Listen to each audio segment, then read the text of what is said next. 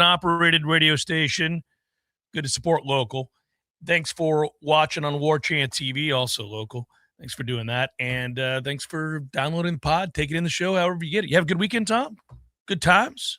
I did. Many things were done over the weekend. Many things. Many things were accomplished, both on the personal level, but then also the consumption of sports level. Wow. Many sports. It was unbelievable. All of the sports. There was almost too much going on. There was almost too much going on between watching the Knicks close it out. My son and I watched that on Saturday night, and golly, it went the exact same script for every game. It was crazy. It's like it was almost like there was a rule that the Spurs had to have a double-digit lead in every game just to watch them blow the lead, and then to watch the Knicks do what they do, which is just continue to grind. And I don't know, I think that team was so eminently likable. It was just that was a cool thing to see. More on that in a bit. But so I watched that. I watched the Hurricanes close it out over the Golden Knights with a backup goalie, which, by the way, the whole series flips on its head when they go to the backup goalie. No, it does. Well, that's something for hockey heads. Frederik Andersen is somebody you just can't trust. Even though the numbers are otherworldly, nobody trusts him. And for the reasons that played out in the Cup Finals, and then Bussy comes in, and that's that.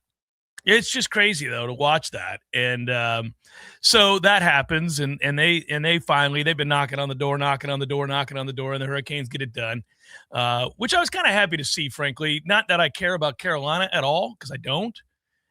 It just didn't feel like the Golden Knights needed to be your reigning Stanley Cup champions. That team was not any good. Like they were and they weren't, compared to like 6 other teams, though, that I thought were all better, like a lot better, like decisively better. So I would have been mad. It would have been like that Cardinals World Series all those years ago where I'm like, come on, buddy.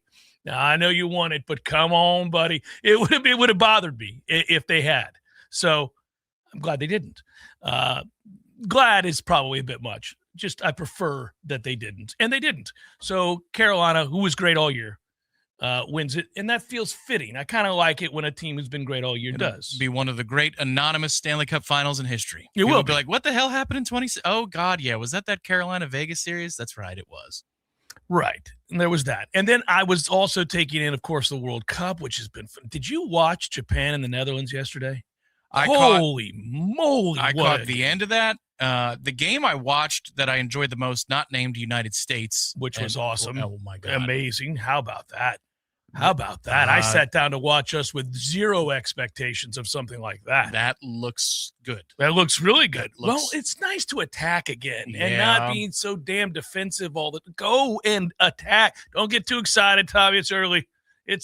It was nice, though. Well, no, I get the competition level, but it's not like Australia are the favorites to come out of the group, and that's who we play on Friday. Mm-hmm. Like, whoa, okay. You tell me we could be at 6 points and squarely in the knockout stage? I'm excited, too. I'm just like, I could see that other look in your eyes. I'm like, well. No, it's foreign for the United States to look that clean, because it was better than 3-0 at the half. That is overwhelming. Balogun changes things. Best half of soccer we've played in the World Cup, maybe in my lifetime. Easily. Yeah. We've had better moments like Donovan, distribution, brilliance, and all that kind of stuff. Right. But that was very, very good. No, the first half, specifically the first half of Morocco-Brazil was fantastic. Yeah. Because Morocco comes out throwing haymakers. They don't know any better, because that's a program that's been built up. They won the Under-20 World Cup, and they've gotten a lot of decisions to go their way. I'm sure monetarily incentivized to say yes to Morocco. And Brazil doesn't know what the hell hit them. And then they get a huge goal the way Brazil does that's just, breathtaking before the half to be 1-1. And I think there's some chances in the second half, but I think they both understand that we're both going to make it out of this group. We're going to be all right. So everybody staying the hell down. Awesome stuff. That the World Cup was very good this weekend. Yeah, it was. I even watched Ivory Coast and Ecuador, 1-0 game. I watched, but of course, to me, the game was Netherlands-Japan. So it's nobody scored a goal at halftime, and then you get those 4 goals, and all 4 are phenomenal in the second half. All 4 were phenomenal. So that was fun to watch. Did you see Jameis's thing? I did. That's so great. That's him.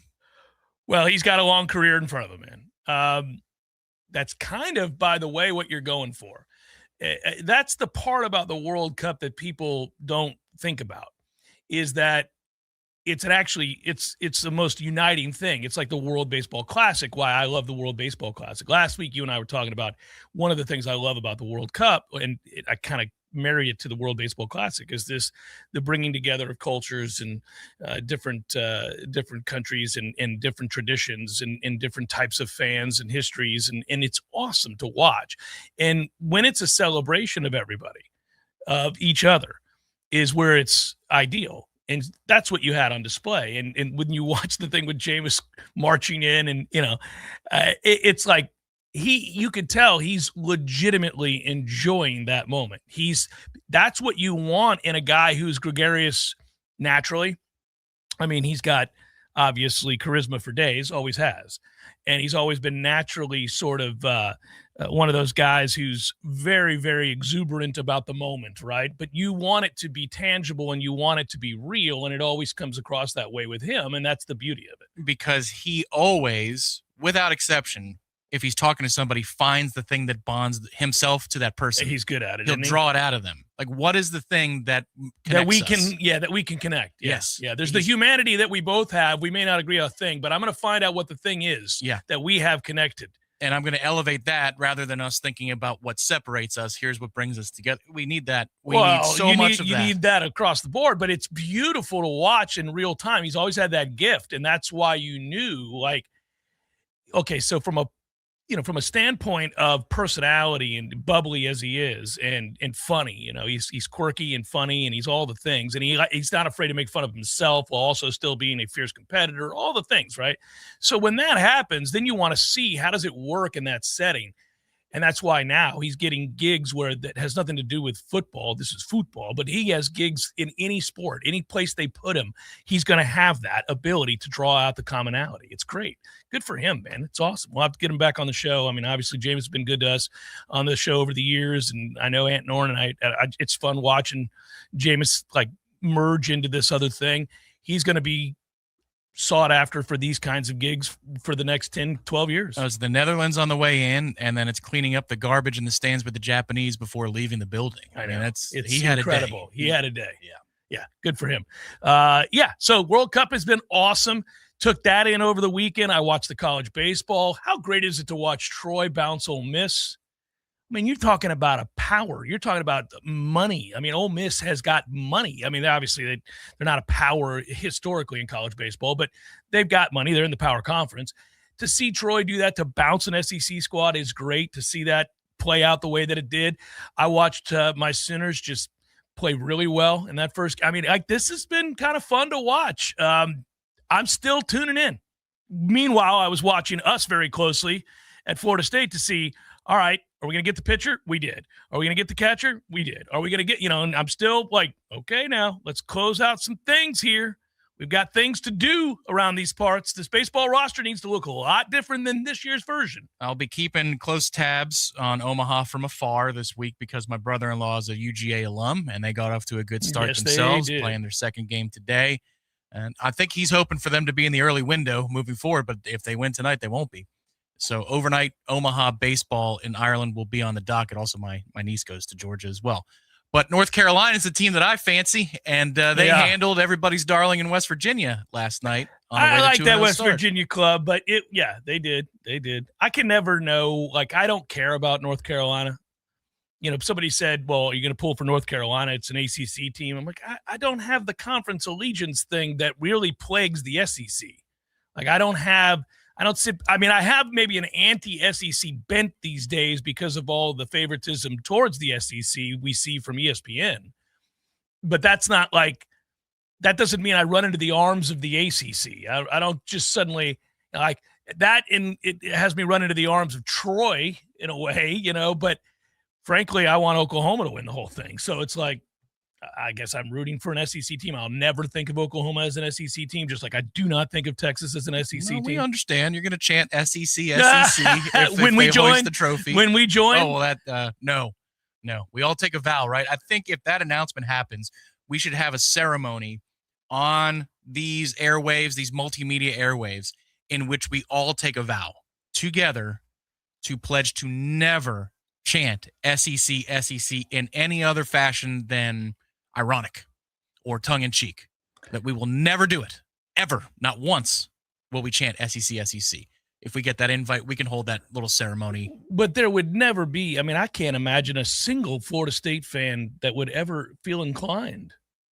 You wouldn't have to sell that. No, Florida State fans are just like everybody. They can get hoodwinked or they can forget things very quickly. It all starts with the next wave of undergrads that decide that they think it's cool. Oh, you're right, the youngins. And then they become broy. A lot of, they the next thing you know, they're chanting USA, USA at the Players Championship for no reason. Yeah, right? Yeah, I mean, let's nip this in the bud.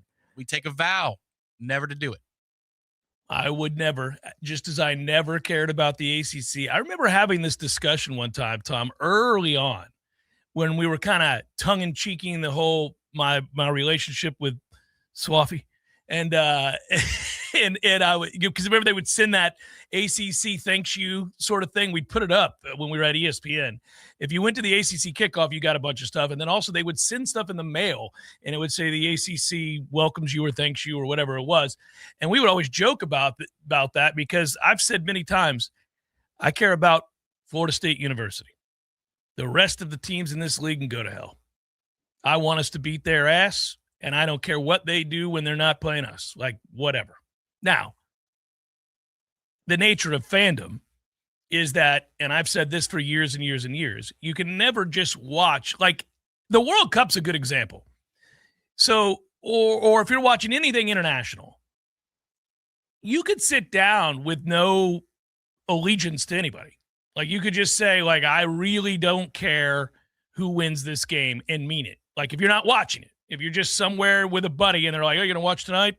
I don't know. Belgium, Egypt, will I watch? Maybe. Don't really care who wins. But then you sit down, and there they are. They're playing in Seattle, and the game begins, and something happens. And something happens immediately to have you form an opinion as to who you're rooting for in that particular game in that moment. It always happens. So you'll always root for somebody. It's only in that moment that I do the ACC thing. It's like, oh, Wake's playing Mississippi State. Come on, Wake. But I would say that if Wake was in another league, right? I wouldn't, it's just the way it would be. So I don't know. I'd never chant a conference's name. Like, if we go to the Big Ten, I'm not wearing some Big Ten shirt. Like, like just a Big Ten shirt. I'm not wearing it. I don't care about the Big Ten. The only thing I want, if we join the Big Ten, is I just want to have that commercial on loop with where they go over the country with the maps. It's a great commercial. Hell yes, that would be the one thing I would say. Yeah, okay. Did they even do it anymore? They did it. They added the West Coast. They added the West Coast. They did. Mm-hmm. Well, goodness gracious, yeah. That would be I think they would. I want us to be in the commercial. Okay, it would be a 90-second ad. I think at that point because it covers so much of the country. Whole country. I would be all for that, though. Like, all right, if you got me maybe a shirt that had basically all of the art, design, the art, the cartoon, I would wear that shirt, 100%. Just because we thought it was cool and it was well done, but it wouldn't be because you're like, but I wouldn't go B1G, B1G. Right. No. You know how you see people like SEC fans, the sycophants in the SEC, they just wear like a thing that says SEC. Like, I'll just see a dude walking down the road with SEC. Yeah, like Rob Lowe wearing the NFL hat. Like, there you go. You just awesome. NFL. Good for you, buddy. Yeah. It's just weird. I don't know. Yeah, I wouldn't do it. I'll wear my team. That's it. And if it happens to have like a Big Ten or SEC thing on the sleeve because that's the conference we're in, then so be it. But I'm wearing my team, Like, if this Corso shirt for some reason had Big Ten on the side, I mean, there's nothing I can do about that. But, anyhow. So, between Major League Baseball, College World Series, the World Cup, the NBA Finals, the Stanley Cup, I never got a breath. I even took in RBC Canadian Open. And by the way, that's a great story. If you know Bud Colley's story, that's a great story. That dude almost died a few years ago, was basically out of golf. So when you see something like that, also this close to having his ribs removed, I've never even heard of such a thing.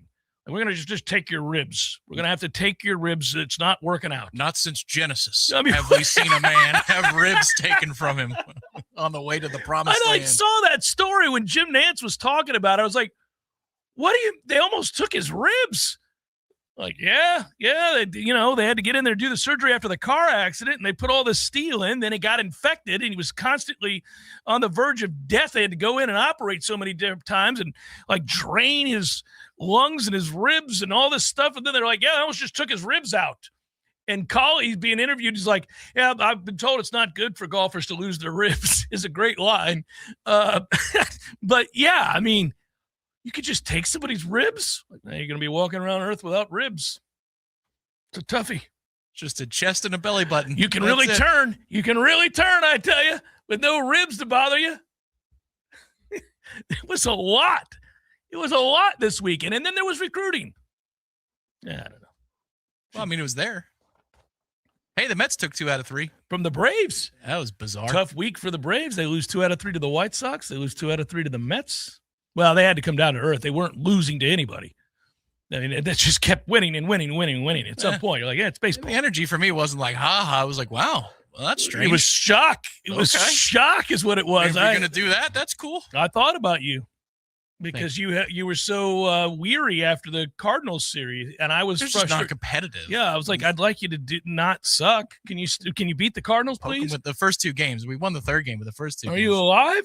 It's like, okay, so you really don't want me to watch. This is you're trying to get me to not watch at all. This is Florida State Notre Dame in the dump of a town that you were at, 52-3 or whatever that final was. This is nonsense. That hasn't worn away. I know it hasn't. That one's not going away anytime soon. Yeah, it's weird. You just brought it up, and it got me thinking. I mean, that stung when you just said the score. When you said the game, it pissed me off again. Not at you. It's specifically that one, too, because the Willie one before, it's much the same, but for whatever reason, the resonance of the most recent beatdown in South Bend did it to you.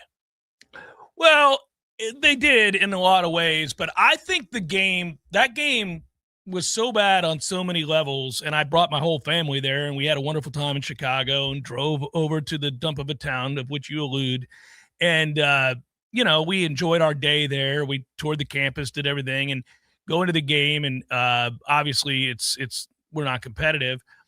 I think something about like being emasculated like that, like watching a game and knowing like you're not equipped to do anything about it.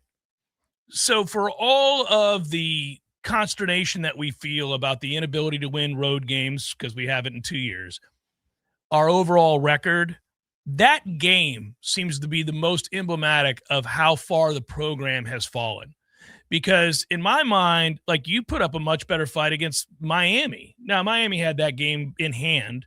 But the fourth quarter, you're still fighting like hell and you're equipped to make some plays and you do make it pseudo-respectable at the end.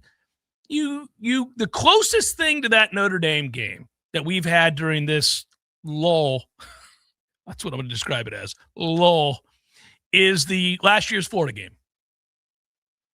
It's the same emasculating feeling that you are not equipped to do anything about it. You know who's getting the ball. You know they're just going to hand it to the battering ram, and he's going to take your manhood on every single play, and you're just not equipped to do anything about it. Notre Dame did the same thing. They largely just handed the ball off and was like, yeah, you can't. You're not men. You can't handle this. You won't line up and be able to bow up and do anything about it. Here, 3rd and 7, we're going to run the ball for a first down, right up the gut. 3rd and 7. It happened more than once. Well, there was a 2nd and 10. They just ran off tackle. Like, well, got 9 yards on 2nd and 10 running off tackle, did you? 3rd and 1. Let me guess what's coming here. Bohica. And it just happened over and over again. And I just got angrier and angrier and angrier because that cannot stand. You cannot. I don't care if you have to walk 11 people up to the line of scrimmage and let them throw a bomb. That's going to stop. You're not going to just keep running the football on me. It's just not going to happen. You will throw the ball and you'll score, and that's fine. You're not going to run this anymore. We're not doing it. It reminded me of the Boston College USC game with the 500-plus yards rushing when I had Bomani on and we were laughing so hard. Like, that's 590 yards rushing or whatever. What are you doing? You're a bunch of children. You're just a bunch of children out here. And that pisses me off to no end thinking about it. I'm still mad about it. I hope that at no point during our average-ass upcoming football season do we have moments where we just refuse to be men and tackle somebody. I would take that right now. You take the average? When you said that average-ass football season, in my head I said, oh, okay. Well, by average, you could be 6-6. I feel like in your brain, average ass is 7-5. But I mean, 500 is, well, it is. 7-5 is average. Yeah. Which right here, I'm like, I think if you could give me that, promise it, and then tell me there's change coming. You take 7-5 or 6-6? 7-5. If you promise me that and that there's no emasculation, that's the other thing, though. These things were attached to each other like a rider and a bill. That there is no emasculation forthcoming, that they compete. Just sadly, I think I'd have to be in a position to take that, just to be responsible for all of us. I think I'd have to make that decision. If you were to walk into let's say a dealership that deals in futures, you walked in and they're like, all right, Mr. Lang, you are negotiating today on behalf of Florida State University football. I'd like you to meet Beelzebub. He is going to talk to you about your options. And he says to you, first on the docket, Mr. Lang, is 5-7. Hold on before you respond. Is 5-7 with a win over Florida and a win over Clemson. Will you take 5-7 here negotiating wins over Florida and Clemson, sir? Yeah. And then you say, no, I can't take a losing record on behalf of Florida State fans. Here's what's funny is, personally, I'd think long and hard about that because that gives me 2 days of bliss to be a rival. Man, it's nice, right? And it probably, it also solves what you want solved. Well, unless the administration's stomach is stronger than anything in human history, that would also guarantee that we get that blackboard, which nobody uses anymore, but it would be clean. And you'd say, start anew. But I can't do that on behalf of the entire fan base. All right. So I'm going to, next up, 6-6 is on the table. However, this version of 6-6, you are going to lose by more than 3 touchdowns to both Miami and Florida. But you do go 6-6, sir. You do go 6-6. You have a 500 record. You just get blown out by your 2 arch rivals. Yeah, I don't think when half of those wins are Central Arkansas and Boston College and New Mexico State. Yeah. No, I'm not taking it. Well, you're not. Okay, I gave you a chance to have a non-losing season. That's right. And you are not taking it. That's correct. Yeah, it gets tough. I'll be happy for that Virginia win, pal. But yeah, it means you beat SMU and Virginia and Pitt, and no, it means you've beaten New Mexico and Central Arkansas, and who? No, New Mexico, Central Arkansas, Boston College, Virginia, NC State, maybe Pitt.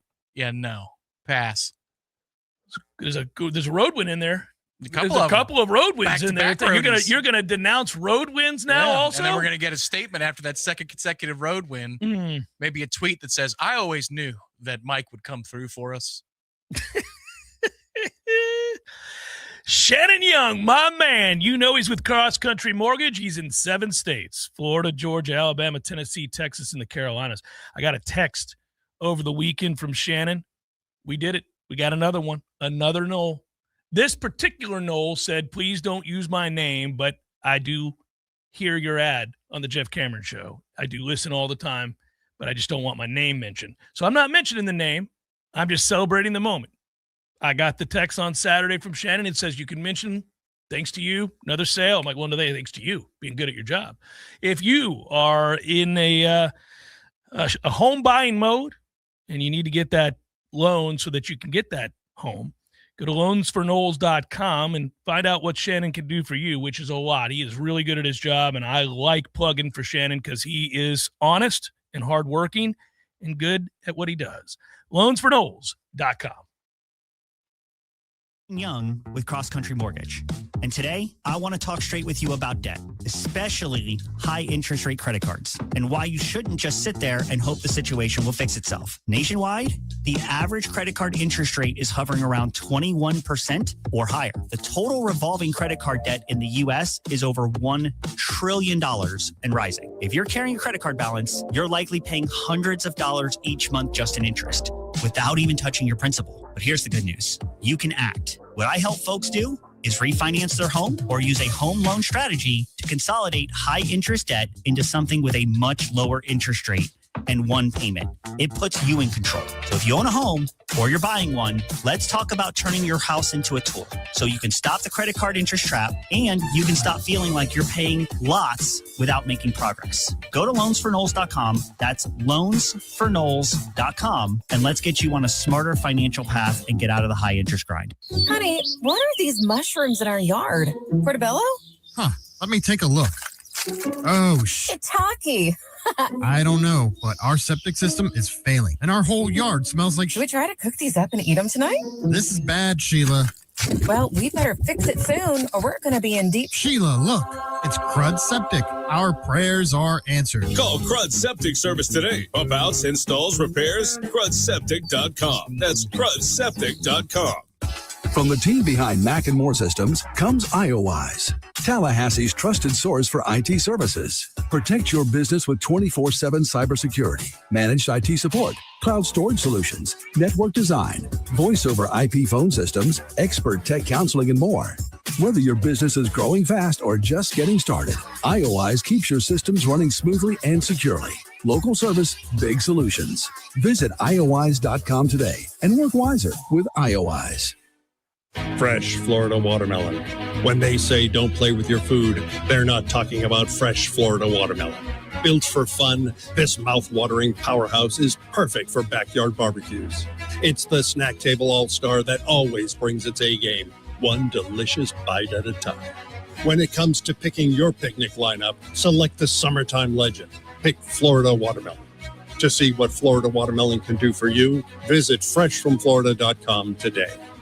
This time of year, we enjoy spending time outdoors in this beautiful North Florida climate until a mosquito attack begins. Paul's Termite Pest Control can help you take your yard back. We have an affordable program to help keep mosquitoes away, and our program even helps with other pests like ticks. Mosquitoes are a nuisance to you, and by carrying diseases such as heartworms, they can be harmful to your pets. Learn more about how Paul's can help protect you, your family, and your pets from mosquitoes. For the elimination of termites, pests like mosquitoes, and a greener lawn too, call Paul's. We'll get them all.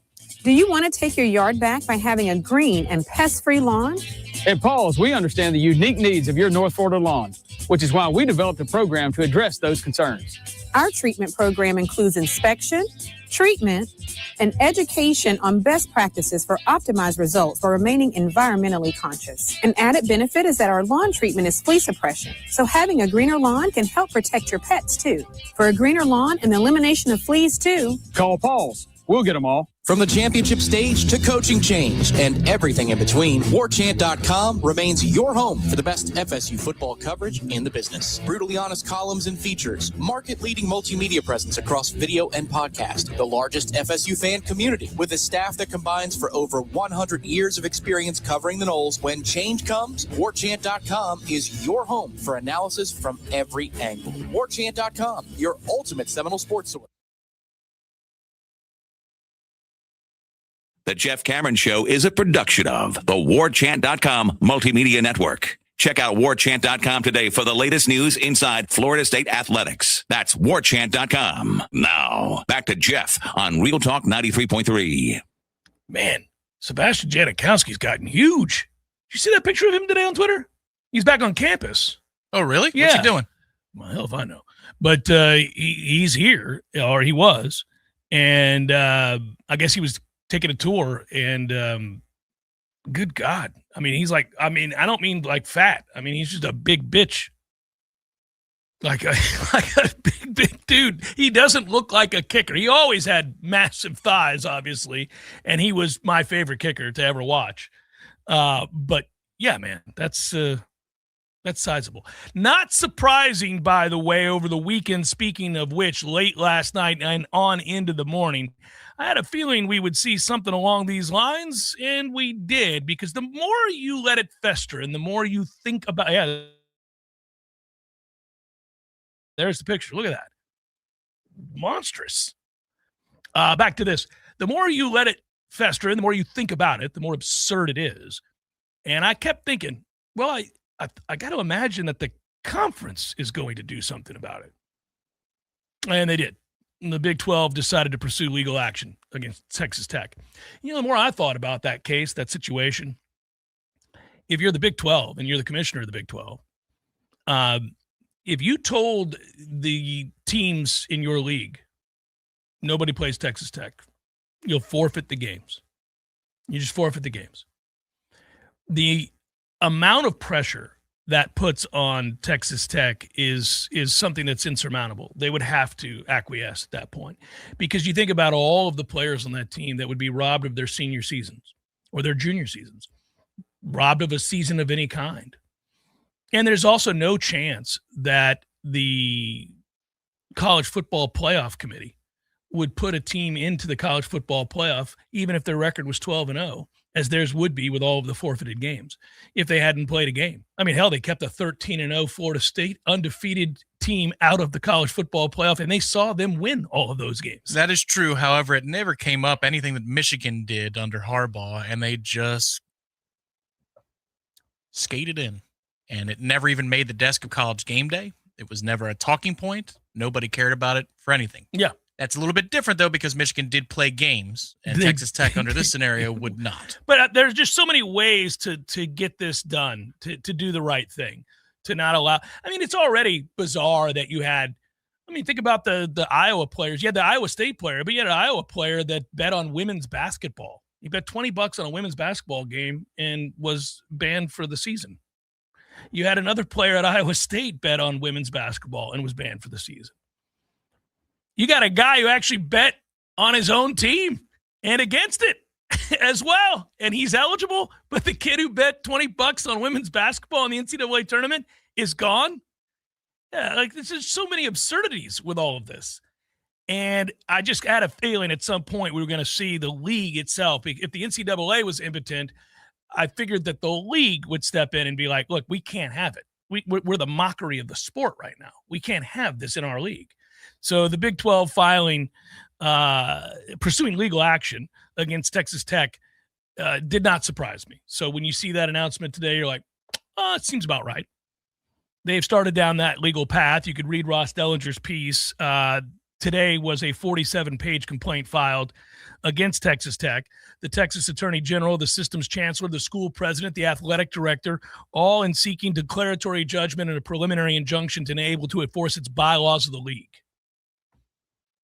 And they had a super friends-like moment because you have the state attorney generals from Oklahoma and Kansas saying, bring it on. If our counterpart in Texas thinks he's going to get away with this, we stand against him. So now you've got state-on-state war outside of these legal proceedings within the Big 12. It's going straight political, too. Yeah. This is fantastic. Oh, it's just one more sad state of affairs in college football, however. But I suspect, obviously, this is going to get to a place where he's not going to play. And I kind of thought that all along. Like, not for Texas Tech, anyhow.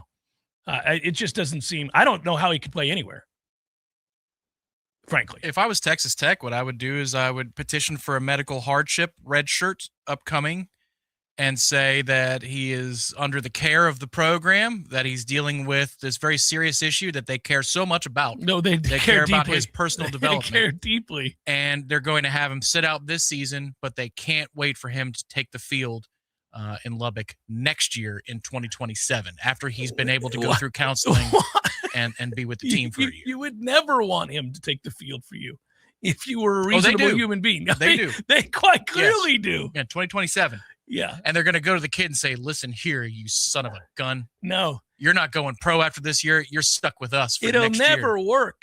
It never can work. I mean, he's never – the first interception thrown, everybody goes, It's just like think about what I said last week. We've seen people do horrible things. Like visually, we've seen the evidence. Like you can't see him posting a bet online. You just know that is something that has always been instantly the end of your eligibility. That's the end of your career. That is it. You're done. DeAndre Johnson in the club. That is, yeah. That was that. Right. And like we know, you've seen, well, you go back to any number of players who have had issues caught on film, punching women, beating the bejesus out of somebody, whatever it might be. And those guys were all eventually allowed to play again somewhere. You can do heinous things and still be granted opportunities. And frankly, to some degree, and this is a much different discussion if we wanted to go there, I'm all right with some of that. I'm all right with second chances and third chances. I can deplore the thing. I can say I would never play him. I can do all, but that somebody does, or that he gets another opportunity to succeed in life or to have a chance to do, that doesn't usually bother me. When it comes to gambling against your team, on your team, in any way, within the confines of the team, you're done. You've always been done. And we've known that. We've always known that. Everybody does. It's all agreed upon. You can't have the integrity of the game called into question. Once you do, it becomes wrestling. We're done. You know who also knows that? Sorsby. Yes. He knew that. Of course. He went to great lengths to hide the fact that he was betting. But yes, anyhow. It's open and shut everywhere but in Lubbock. It is open and shut everywhere but in Lubbock, where they put together preposterous videos and just have us all scoff and laugh at them. Man, worked hard to become like a program people have even heard of. And they did all the hard work and all the spending. Yeah. And this is where we're at. Guys, listen, this era is the best era to have this happen because people will just argue about things that are empirically true. You'll have people debating 2 + 2 = 4. So if we're going to take a shot, we were lucky that in 2026 this happened. Let's see if we can get people to ignore what they know to be true. And let's go all in. And the president, the chancellor, the athletic director said, hell yeah. And the deputy athletic director said, I want to be in that video too. That's the part. I still laugh at it. Like we laughed at it last week.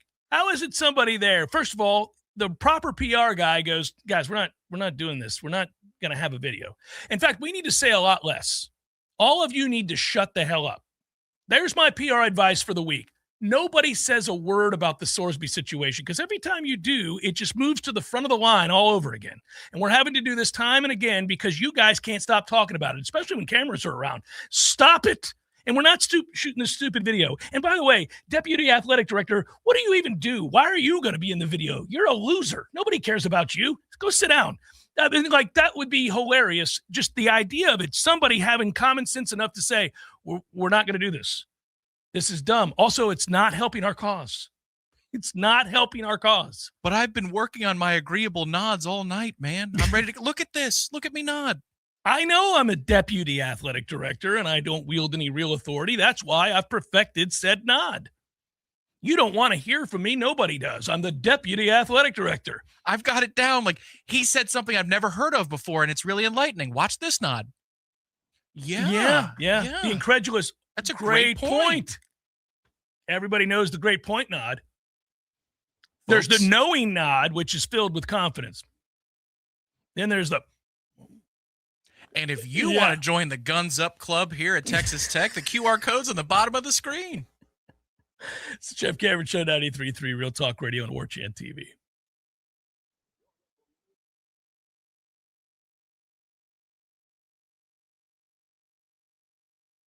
John Missionary Baptist Church, Saturday. Volunteers distributed clothing, shoes, food, and toiletries to families throughout the day as part of the church's Community Outreach Day. Everybody in my house, we eat the Factors.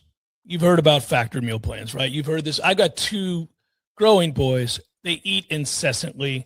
I was trying to get them enough protein, and I don't have the time to put together meals on the regular, as busy as I am. I think a lot of you can relate to that. Factor will take care of you. And man, the nutrition is very good. They have meal plans for anything that you might be trying to achieve, whatever that goal might be, weight loss or more protein if you're lifting heavy. GLP-1 support, they've got that too. So strength in every workout, all the things you could possibly need. Factor's Muscle Pro collection, they have that as well. My boys use that. The meals taste delicious. They're never frozen. Over 100 different types of meals to choose from. So I mix it up, and they ship it here. It's on time every Tuesday. We put those bad boys in the outside fridge, and my boys know they can go out there, grab a fresh meal made by a professional chef, and they're going to get everything they could possibly want. I use this product. My boys use this product. My wife uses this product. Head to factormeals.com/Cameron50off. Use code Cameron50off to get 50% off and a free daily greens per box with new subscription only while supplies last until September 27th, 2026. By wherever you see the Goodyear sign, you'll find what you want in tires and service. From preventative maintenance to a major overhaul and everything in between, you name it. Plus, Nice's services are backed by a nationwide limited warranty. Stop by Nice Tire and Auto Service. 4792 Bloodstown Highway, just west of Capitol Circle. Hey, Jeff, what's up, buddy? I was just thinking, I never tell you that when you grow up, one of the things that you'll miss are the games that you created with your friends in the neighborhood. Oh, good days. So I would have my buddy come over, and then we'd make up these games that were kind of like a hodgepodge of every game that you've ever played. Kind of like the bikes we built. Correct. Yes. And it's a grand experiment. In the beginning, nobody knows how to play the game, and you argue about what the rules are going to be. And in the end, everybody knows how to play the game. By the end of that summer, you know the rules, the neighborhood know the rules, and you play that game like it's the greatest game ever played. But they still try to break the rules, right? Oh, if you ain't cheating, you ain't trying. But at the end, Eddie, you're never going to play it again, and you'll think about it the rest of your life. And the best game you ever played was that game. Never been a better one. Hey, you want to have a Gordo Smash, Jeff? I do. I'd like that. Gordo's, bringing the flavor and flair of Cuban food to Tallahassee since 1996. The Jeff Cameron Show is a production of the Warchant.com Multimedia Network. Check out Warchant.com today for the latest news inside Florida State athletics. That's Warchant.com. Now, back to Jeff on Real Talk 93.3. So I don't know how many people, and I normally don't spend a ton of time, but it was the NBA Finals, and we did see a team go on a historic run. And I do like talking a lot in sports about things that you rarely see, or greatness, or transcendent moments. And I was thinking about Brunson's situation, and like that to me, like I don't care anything about the Knicks. I was happy for him. It's been 53 years. I don't care anything about the Spurs, so whatever. I just wanted to see a 7-game series, didn't get it because the Spurs couldn't hold on to leads, and the Knicks kept coming back and winning games that were down 15, 16, 29, didn't matter. But what I did think about was like, how cool of a moment. So that guy's temporarily and long-term going to be the king of New York. And we're talking about, one of the biggest cities in the world and the media capital of the world. And you have just become instantly the king of New York.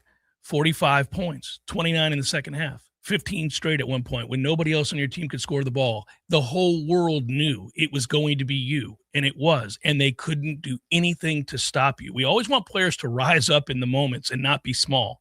And that dude did what so few do consistently well, and that is take over a game. And he does it as an undersized guard and a second-round draft pick, an unwelcomed free agent at the time of his signing in New York because he wasn't a big enough name and not who they wanted at the time that they brought him in. He took less money for the Hart deal to be possible, amongst others. He did all the things we want from an unselfish player to do, right? To take over games, to understand the situation, to take it on. And then afterwards, didn't have some cheesy canned answer for the press and for the cameras. Like so often those answers post games in this era across the board in any sport become very obviously performative. They're answers that are made for Instagram. They're answers that are made for social media, for reels. They're answers that they know will get them likes, clicks, or whatever. Not his. He's overcome by emotion with the thoughts of how much hard work and time he's put in to leading to this moment and for it to be possible. And obviously the fact that he got to share it with his father on the court at the same time. And then all of it is incredibly genuine. There's not an no pretense whatsoever about what just happened. It was the realization of a dream and an honest answer that took a good 2 minutes for him to compose himself in order to give. Everything about what Brunson did in that series and in that fourth quarter and after that game is 100% perfection, and we never get it. And I will celebrate it forever. It was awesome. Again, I'm sitting there just watching the game with my son, not caring who wins, kind of in awe watching the Spurs just spiral as you're seeing it yet again. And I'm like, before it even got to be 83-83, I was like, well, this is over. The Knicks are going to win this game. There's nobody on San. The only guy that was like unafraid was Vassell.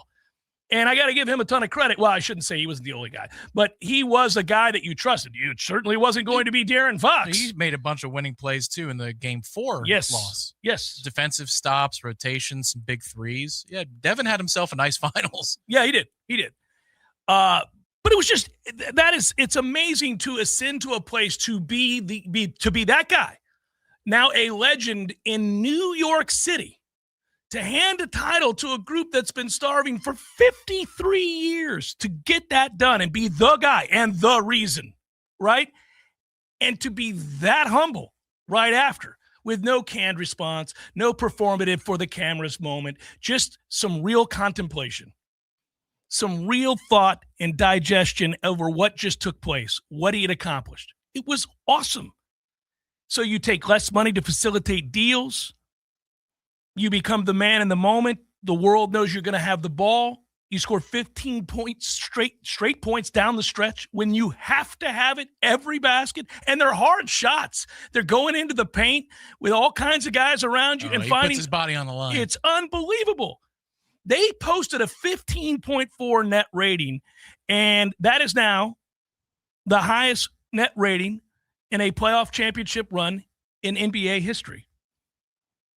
The efficiency differential, by the way, this year in the postseason to the regular season for the Knicks, who only won 53 regular season games, which is a pretty low amount for an eventual champion. So, you know how we always talk about, and this is cool too, like if you just think about it from fandom, I don't care if you like the NBA, I don't care if you like the Knicks or hate the Knicks. This is not what that's about. What I'm talking about is, you know how we all as fans, like you say, just get to the postseason. If you can just get to the postseason, you got a shot. And in some sports, you see it play out a little bit more consistently. We've seen wild card teams win the Super Bowl. More than one of them has, right? Like, so just get there. You didn't have to be a great team. The Knicks were about the 6th best team in the NBA this year. Nobody thought the Knicks were going to win the NBA championship. Right up until the end, nobody really thought the Knicks. I mean, the Spurs spent 72% of that series in the lead. They led every game. They dominated long stretches of the games. They just couldn't find ways to win them, mostly because of that dude just saying, nope, I'm going to take this from you now, and you can do nothing about it. I'm going to take this from you now. From what I can gather, too, this is a big spot in his career for Wemby because he did not handle that very well. No, but he's 22, and he's Correct. skinny, and he's young, and it's his first time in the finals, and he'll grow up. He was punkish in the series. He was dirty in the series. He was a lot of things. He also was picked on in the series, and I don't think he handled that very well because he's not mature. And this is what happens when you're 22 and you get to the finals and you're facing grown-ass men, and they start shoving you around. And they shoved him around over and over again, and they were smart enough to know that's what they needed to do. And he wilted in those moments and responded in a very pithy way. But that's also like what you guard against afterwards. You don't say grandiose things like, well, he'll never get over this. Sure he will. He'll put 30 pounds of muscle on. He'll figure it out, and he'll get more mature because he won't be 22. Correct. What he did do, though, was show that he is human. Yeah. And he's got his warts as well. Oh, absolutely. As a player. And emotionally speaking, he didn't handle it very well at all. You had a team that was tough, and you had a team that the problem is when you come back from 18 or 20 or 29 and you win games, no lead is safe psychologically in the eyes of your opponent. Like they could be up 18 and they're going, here we go again when it's 16. I think that's the hard part here is it's tough to overcome. Yeah. If it happens over and over again. You're having a meltdown. What does it matter? Like you don't even value the fact that you're up by more than 10 points if you're winning the game because you've already seen it go away so often. Well, and it followed a script. Like, you could watch, like, the tension build. As soon as New York would go on a run when they're down double digits, the here we go again mentality, because once it happens once, it's right there. It's knocking on the door again. But what gets lost in all of this is, again, so they're 53-29 with a plus 6.4 net rating for the season. I think it was 5th or 6th best in the league, right?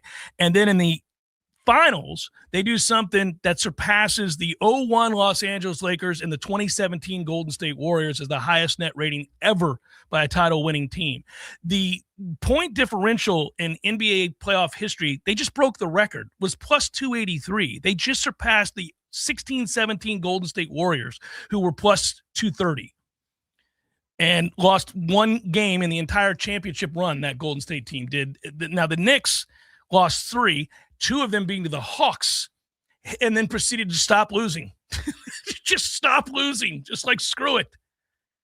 So it's nuts, because I think back to the 86 Celtics, who were legendary, the 96 Bulls, the 17 Warriors, throw in the 0-1 Lakers in there when I was looking at these numbers in the playoffs, and now you throw in the Knicks in that category of dominant postseason runs. And we always celebrate people who are mentally tough, people who are physically tough, people who show up when the pressure is at its greatest. You're trying to take home the Larry O'Brien, and my man is in the fourth quarter, and they're trailing again, and it's on the road, and he's like, nope, no, I'm going to win this. I'm going to win this. There was a lot to love about that group. You could run into the arms of it if it just wasn't for that owner. For the owner. It wasn't for the owner. Yeah, that's why I give Spike Lee credit. He hates that guy, yeah, and he pays for his own tickets. He's like, you're not giving me anything free. No. He didn't go through the celebrity entrance. He's like, nope, screw you, man. OG Anunoby is really likable. The team was really likable. Great. He's another cast-off. That interview from Game 4 another epic. Cast-off, though. That's what I'm saying. Like that. Yeah. So the Mavericks give up on Brunson. You got to go through all these guys. It's just like kind of mix and match. The point I was making, I know we got to go to break, is look, make the postseason, weird things can happen. The weirdest just did. Hour number 2 forthcoming. Stay with it.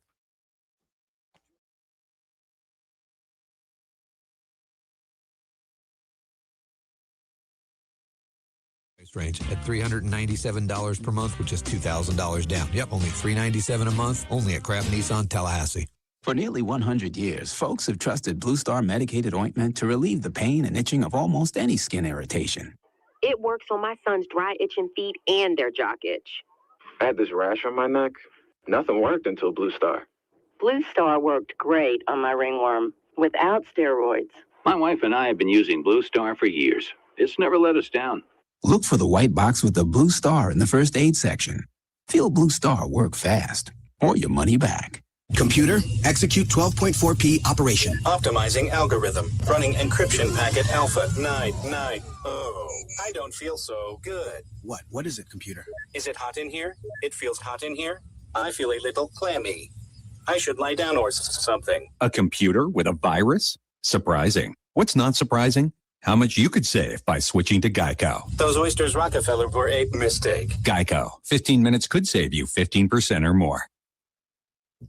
Florida man, what'd you do to yourself this time? Disney World, me and Hank, my emotional sport alligator, we did it all. Please tell me you weren't swimming in the Seven Seas Lagoon again. Well, not this time. We rode the monorail to the Magic Kingdom, hit Space Mountain, crushed some turkey legs, and we washed it down with a couple of Dole Whips. And the best part, the Country Bear Jamboree. Sounds like a great day so far. What happened? Well, we're running late, and I'm sprinting to the front row of the show, and it starts, and the music's playing, and crowds are clapping. I got carried away. I got this bright idea. I'm going to stage dive to Hank. I jumped, Hank tried to catch me, and pop, my back went out midair. Well, I'm glad you came, because Dr. Finn's going to get you fixed right up. Well, next time, we're sitting in the back row.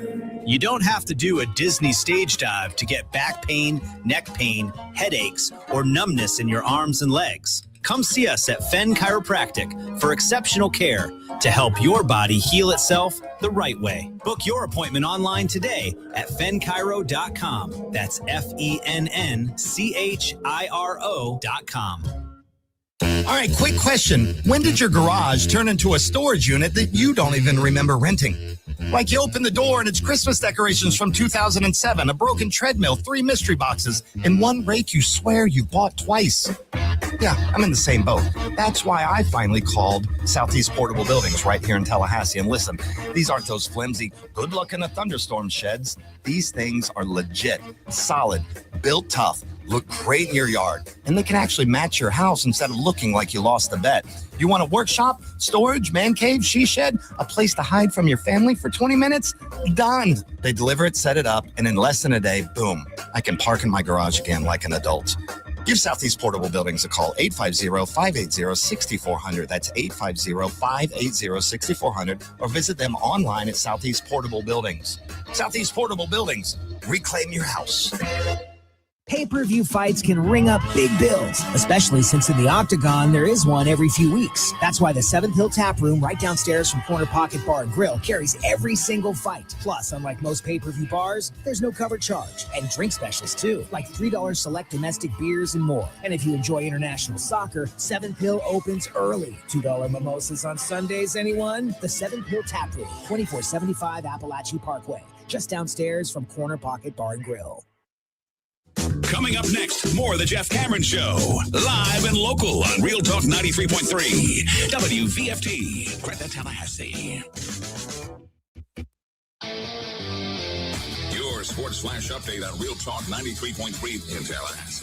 Tampa Bay Rays baseball, they avoid a series sweep by beating the Angels on Sunday by an 8-3 score. Junior Caminero hitting a tie-breaking 2-run home run in the 8th inning. Victor Mesa Jr. had a 2-run home run as well. It was a bullpen game, and Kevin Kelly out of the bullpen ends up picking up the victory.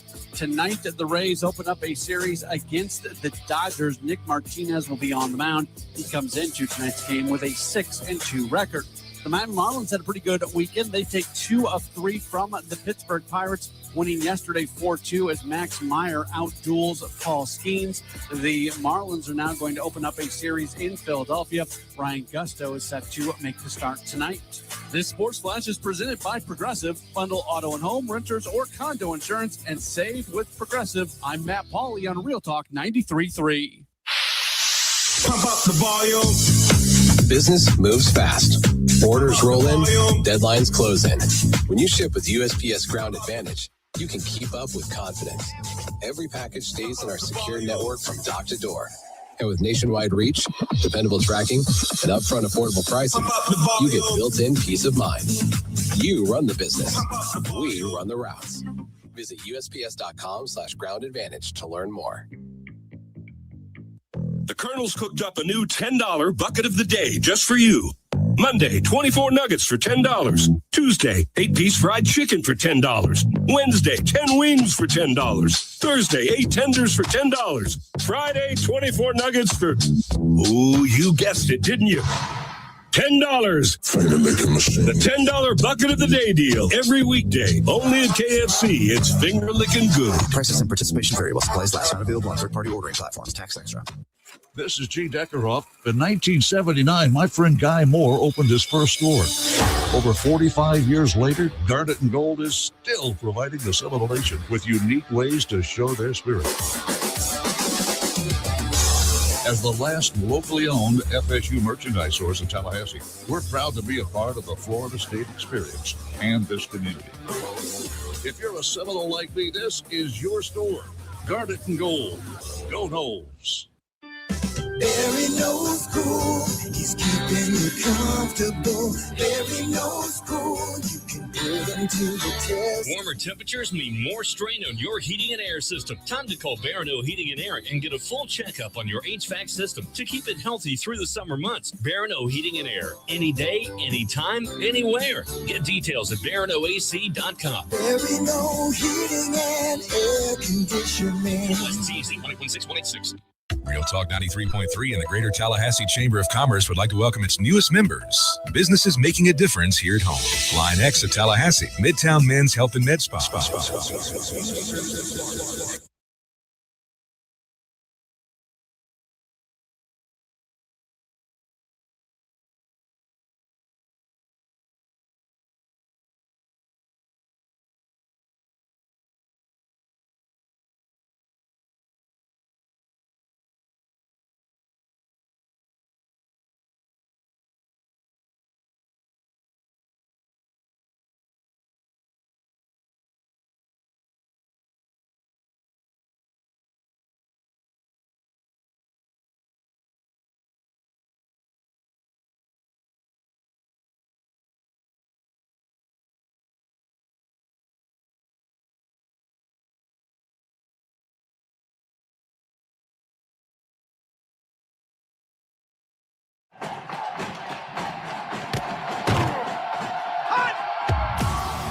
Broadcasting live from Florida's capital city, this is the Jeff Cameron Show, brought to you by Orange Theory Fitness on Real Talk 93.3. Now, stop what you're doing and listen closely. It's time for the Jeff Cameron Show in 5, 4, 3, 2, 1.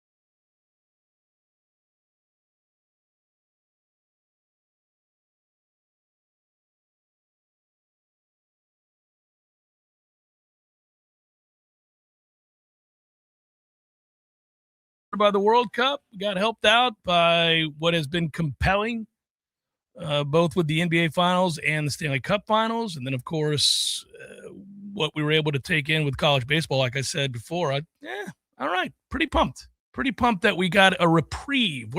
Tom, when you go away to Ireland, which is this week, and I am envious, indeed. But when you do, by the time you get back, we're going to be, goodness, like in the mid to low 60s until college football starts in terms of days, not weather, obviously. Coincidentally, that's the weather I'm going to be experiencing all week. I know. I looked at the feels like, sir, and the feels like temperature is going to be between 45 and 55 degrees at all times. Lovely. Refreshing, as James Earl Jones once said. It just serves to piss me off. I'm happy for you. But, the other thing that happened this weekend beyond all of the sports on the docket was heat advisories. People dying because of the heat. It was like insane. I was determined not let it deter me. So I was outside doing some things in the middle of the day, the last couple of days. I was like, no, you're not going to force me inside, son. If I want to be outside, I'm going to be outside. That bravado lasted for an hour. I was like, okay, there's no need. We do have air conditioning. I'll find a movie. I rewatched Hell or High Water, which is a great movie. You're going to wait it out. Yeah. Just going to wait this one out. Yeah. Well, come on, kids. You haven't seen this one? It's a good movie. Let's watch. I mean, that's what I was like. Okay, I'll get caught up on movies that I haven't seen or ones that I have, and it's been a minute. And the kids haven't seen it yet, so I'll get them caught up, something like that. Yeah, that's kind of the game plan. Meanwhile, you get to go to Ireland, which is one of my favorite places, and get to enjoy 45 to 55. Are you kidding me? And some Guinness without preservatives. It'll be delightful. The Guinness is always delightful, sir. It'll be interesting on Friday because I'll be watching the United States Open. Yes, golf. You will, and it's U.S. Open week, buddy. We just keep on keeping on with the things to watch. And then Friday at 8 p.m. Irish time will be United States-Australia in group play in the World Cup. And I wonder if they'll show that over there. I'll be very interested if they have one television, what they do with it on some of these days. Yeah, most of the pubs are not like bars in the United States where there are 15 televisions. The pubs tend to either have 0 televisions or 1.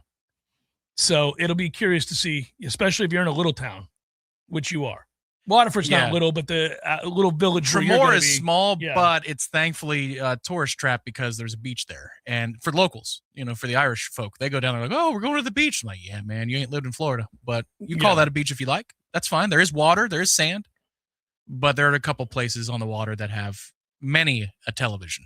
And as long as there's Wi-Fi, I'll pull it up on my phone. That's no problem. We'll split the G and watch some USA soccer. And then we'll watch, I don't know who's going to be the leader. Maybe Rory? Wyndham Clark? You got to play Wyndham Clark this week, don't you? He just continues to play really, really well. And his game fits the major in which is being hosted this week. That's how he won at LA Country Club, was at the U.S. Open. Another shocking result in the World Cup where Cape Verde has tied Spain, blanks Spain, and gets a result, a draw for Cape Verde. If you don't know, island nation in the Atlantic near Africa, since everybody's going to be looking it up. Means Green Cape. Unbelievable. Little 0-0 for that ass. Okay. All right, Spain. Looking at you, Spain. Looking at you, 2 fingers to my eyes. Right? So, oh, by the way, proof we talk about you can do anything and just not what Sorsby did. James Pierce with the Falcons expected to attend mini camp. Just want to point that out. Mini camps going on around the National Football League. Did avoid the trial with the intervention program. So let's just take a look and see how long in terms of weeks we go without him trying to run over his WNBA player girlfriend, Rakea Jackson, since he is allowed to be out of prison for having done that. We'll see. Over under 2 months before the next incident from my man. It's a tough one to bet on. I mean, that is a tough one to bet on because there was a sad conclusion to his story this weekend for a former NFLer who was very much like that. Yeah, he's dead. Alden Smith. Yeah. I forgot he had a season in which he had 19 and a half sacks. He was a bad ass. A menace, both on and off the field.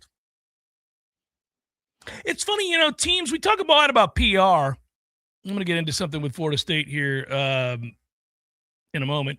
But we talk about PR all the time and like how you handle things. This is true, I noticed, for all teams in all leagues as to how they handle when former players of theirs die.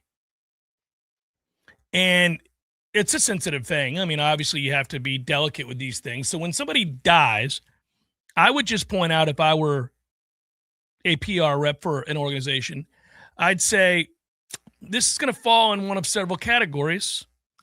He was a beloved figure, a player that we absolutely are proud, wore our jersey, represented the franchise, its fans, and the game with the utmost dignity and honor, and he is one of ours for life, and it's a tragic passing, so we are going to address it accordingly on all of our socials, and we'll make our announcement. Okay, that's one category. Not a really good player, just a sort of an also-ran, only played here for a season, really was kind of a draft bust. Fans never liked him, but, obviously it's tragic that he's dead at such an early age. Certainly we need to address it or at least acknowledge his passing since he was a former member of the Falcons or the Giants or the Steelers or whoever it is he plays for, right? So that falls in that category. And then there's was a really good player for us for a season, but we had to let him go because he was arrested 10 times. What do we do with this one, guys? This is always the one where they're like, you're talking about the 19 sack season? Yeah. But that was also the season where he got caught with the AK, which was with the serial numbers scratched off. And then he also beat the bejesus out of his girlfriend and was caught twice drunk driving. Actually ran over somebody, but left the scene. They could never prove it. Remember all that? Well, it was 19 and a half sacks. So you kind of, there's always the wrestling there, but they tend to go over the top. All teams end up going too far the other way. It's always, this is truly tragic and awful, also predictable. They never do that. They never do that. It's like, sometimes you just don't have to say anything. You're not required to have an opinion about everything. You don't have to send out a release. Nobody was sitting around going, I wonder what the Cowboys, 49ers, and Falcons are going to say about Elton. You know what? You're like, just today's Monday. Oh, did you see that? Yeah, I did. See you on Tuesday. That's right. That's kind of how that goes. I mean, like, you don't have to go over the top with flowery language. You don't have to do all that stuff. Like the station owner at a meeting and perhaps a frequency or two ago for us. And you just sit there and you're like, Just nod in your head. And in your head, you'd count 10, 15, 20 seconds since anybody said anything. Is somebody going to say something? Nope. He's just going to nod. Nobody's saying anything. Well, I'm going to get back to work. Okay. That's great. It's actually a skill. Jeff, email. I came across some NIL valuation data. The NIL standard currently values Florida State's roster at approximately $28.7 million and ranks FSU around 25th nationally in NIL valuation. Breakdown shows roughly $15.9 million in retained players, $10.6 million in portal additions, $2.2 million in recruits. If Florida State is carrying a roster valued at nearly $30 million, and it's ranked around 25th nationally in NIL valuation, what should reasonable expectations be for the program? When would fans expect on-field results to reflect the level of investment, a top 25 investment? How much confidence should fans place in these NIL valuation models? Are they actually measuring football value and roster strength, or are they more of a marketability and recruiting tool? Seems like we're entering an era where fans can see estimated roster values. I'm not sure everyone agrees on what those numbers should actually mean when evaluating a program. I'd like your thoughts on whether FSU is getting the kind of return on investment that a top 25 NIL valuation should produce. Thanks for all you guys do. Love the show. Thanks, Brandon. Appreciate the email, thoughtful email. Look, I think this has kind of been part of our larger discussion. There's the discussion about Florida State lagging behind those that are competing to try to win national titles. So, they don't spend what Ohio State spends, and they don't spend what Georgia spends, and they don't spend what LSU is spending, and they don't spend what, probably, I guess you'd say, quite a few teams. But then you would bring it back home and you'd say, well, okay, how about in the ACC? Where do they spend in the ACC? How many teams in the ACC spend more, definitively more, than FSU? Miami does.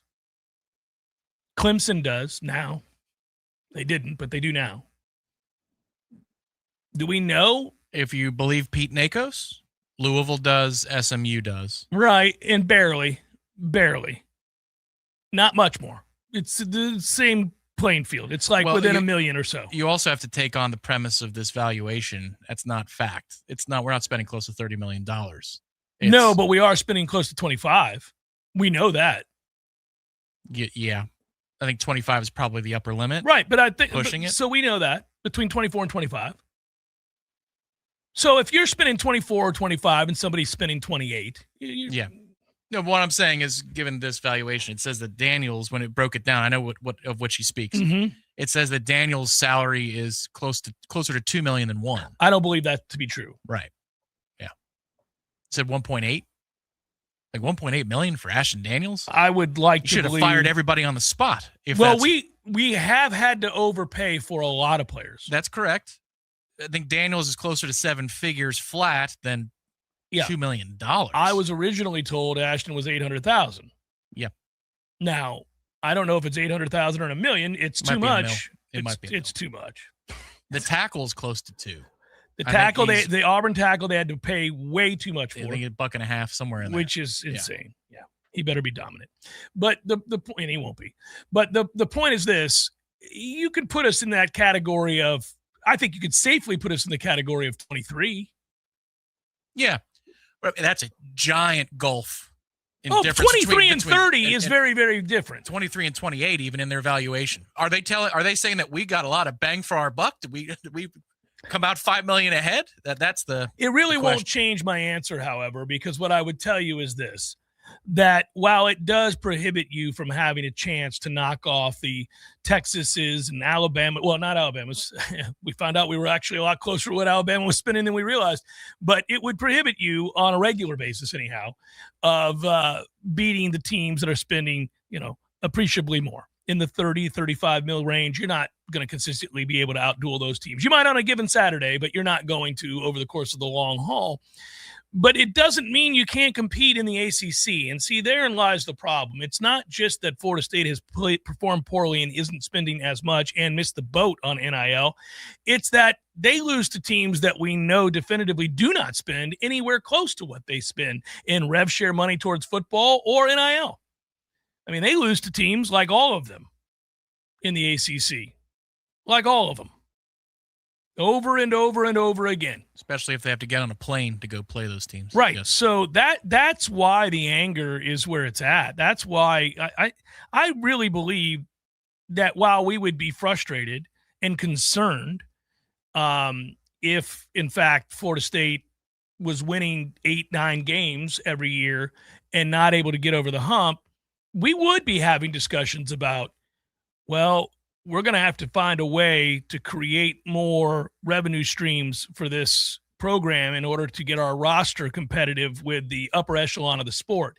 But it would be a very measured conversation in the way that I just presented it right there. It would be that conversation. It wouldn't be the vitriol-filled and angst-laden discussion that we have in corners all around Tallahassee and on message boards and online and in our heads and with our friends and family who went to Florida State and those that root for Florida State on the phone. It wouldn't be like every one of these discussions now is so angst-ridden because we can't beat the likes of, and then just name any team in the ACC. just like name almost any of them. Save for Syracuse's sorry ass and Boston College, I suppose. Maybe. You know, I mean, that's... Well, the Pitt game and the Virginia game should be coin flips this year based upon roster spend. Once again, according to NACOS, spent about the same as those two programs. And that in and of itself is jarring. Very jarring. Yeah, but go ahead and win one of those every now and again. Yeah, right. Coin flips can come your way. Go ahead and beat Virginia and or Pitt. You could do it. Yeah, you could. You know, go ahead and find a way. You know, like if you were to size up Duke again and play them, let's find a way. Size up Duke. Unfortunately, we're looking up at them. Like, I mean, when did you get so tall? Find a way to beat a Georgia Tech. Find a way to beat an NC State. Find a way to beat a Pitt or a Virginia. Find a way to beat a Stanford. Find a way to beat a Boston College. Find a way to beat it. I mean, damn it, man. You know, once you start doing that, then you have a different kind of engagement with NIL, the future, what it's going to look like for Florida State. Right now, it's just that sort of palms to the sky, why us, oh my God, how did this happen sort of led discussion where it's just like, can we, you know, can we not go 5-7? Can we not go 2-10? Can we not go 2-6 in conference, 2-6 in the ACC? Yeah. 24 behind Stanford, behind Wake, behind Louisville, all last year. You were behind all those teams last year. Obviously, the record says this, but it just in practice as well. 24 is the alarming season of all of it because that NIL spend, Florida State was in a much more robust position than they were last season. Like last season's win-loss record kind of played out as a less than ideal case of, are you spending more than the team you're playing? Like it was within reason that they finished 5-7 if you're just going by how much money was spent by Florida State and by their opponents. 24 is absurd. Like 24 is that's impossible with how much money we spent relative to the teams we played for those 12 games. Yeah, last year we spent more than Stanford, lost to them. We spent as much, if not more, than Pitt, lost to them. Spent as much, if not more, to Virginia, lost to them. Spent more than NC State, lost to them. We did spend more than Virginia Tech and beat them like a drum. That is right.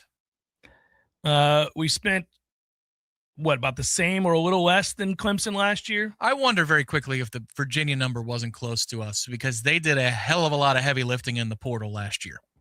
And we were in the mid-20s. It wouldn't surprise me if they were in the 20s as well. But that's just little one double of those OT for that ass for two even right. NIL teams, Tommy.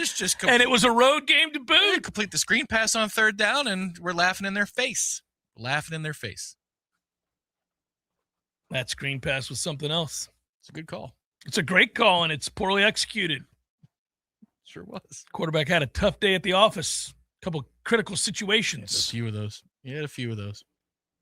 T-Spark Enterprises, 850-766-1340. They serve North Florida, South Georgia, areas such as Tallahassee, most importantly, Monticello, Havana, Quincy, Crawfordville, Wakulla, Madison, Thomasville, Bainbridge, Cairo.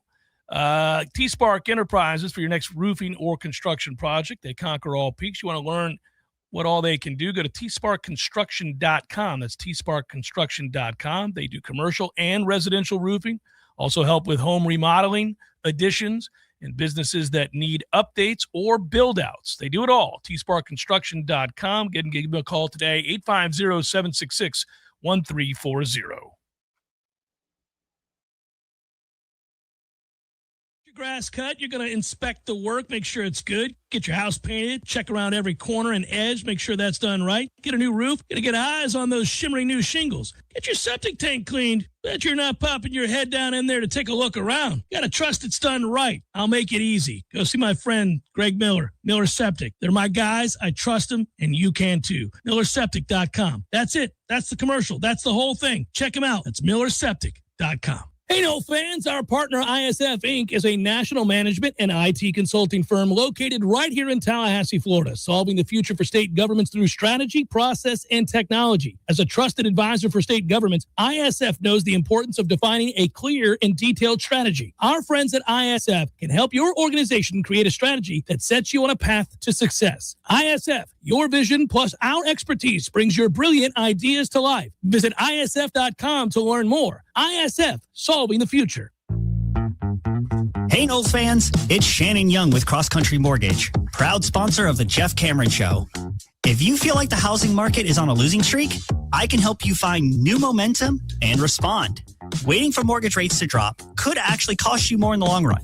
When rates fall, home prices and buyer competition go up. That's why I'm helping Nole Nation to get pre-approved now. So when the perfect home hits the market, you're ready to score before the other team even lines up. Whether you're buying your first home or upgrading your dream home, I'll guide you through every step with passion and preparation. Let's get started today, and you can do that at loansfornoles.com. That's loansfornoles.com. You can reach me at 954-369-6171. That's 954-369-6171. I'm Shannon Young with Cross Country Mortgage, helping Noles everywhere find their home field advantage. We all have a favorite room in the house.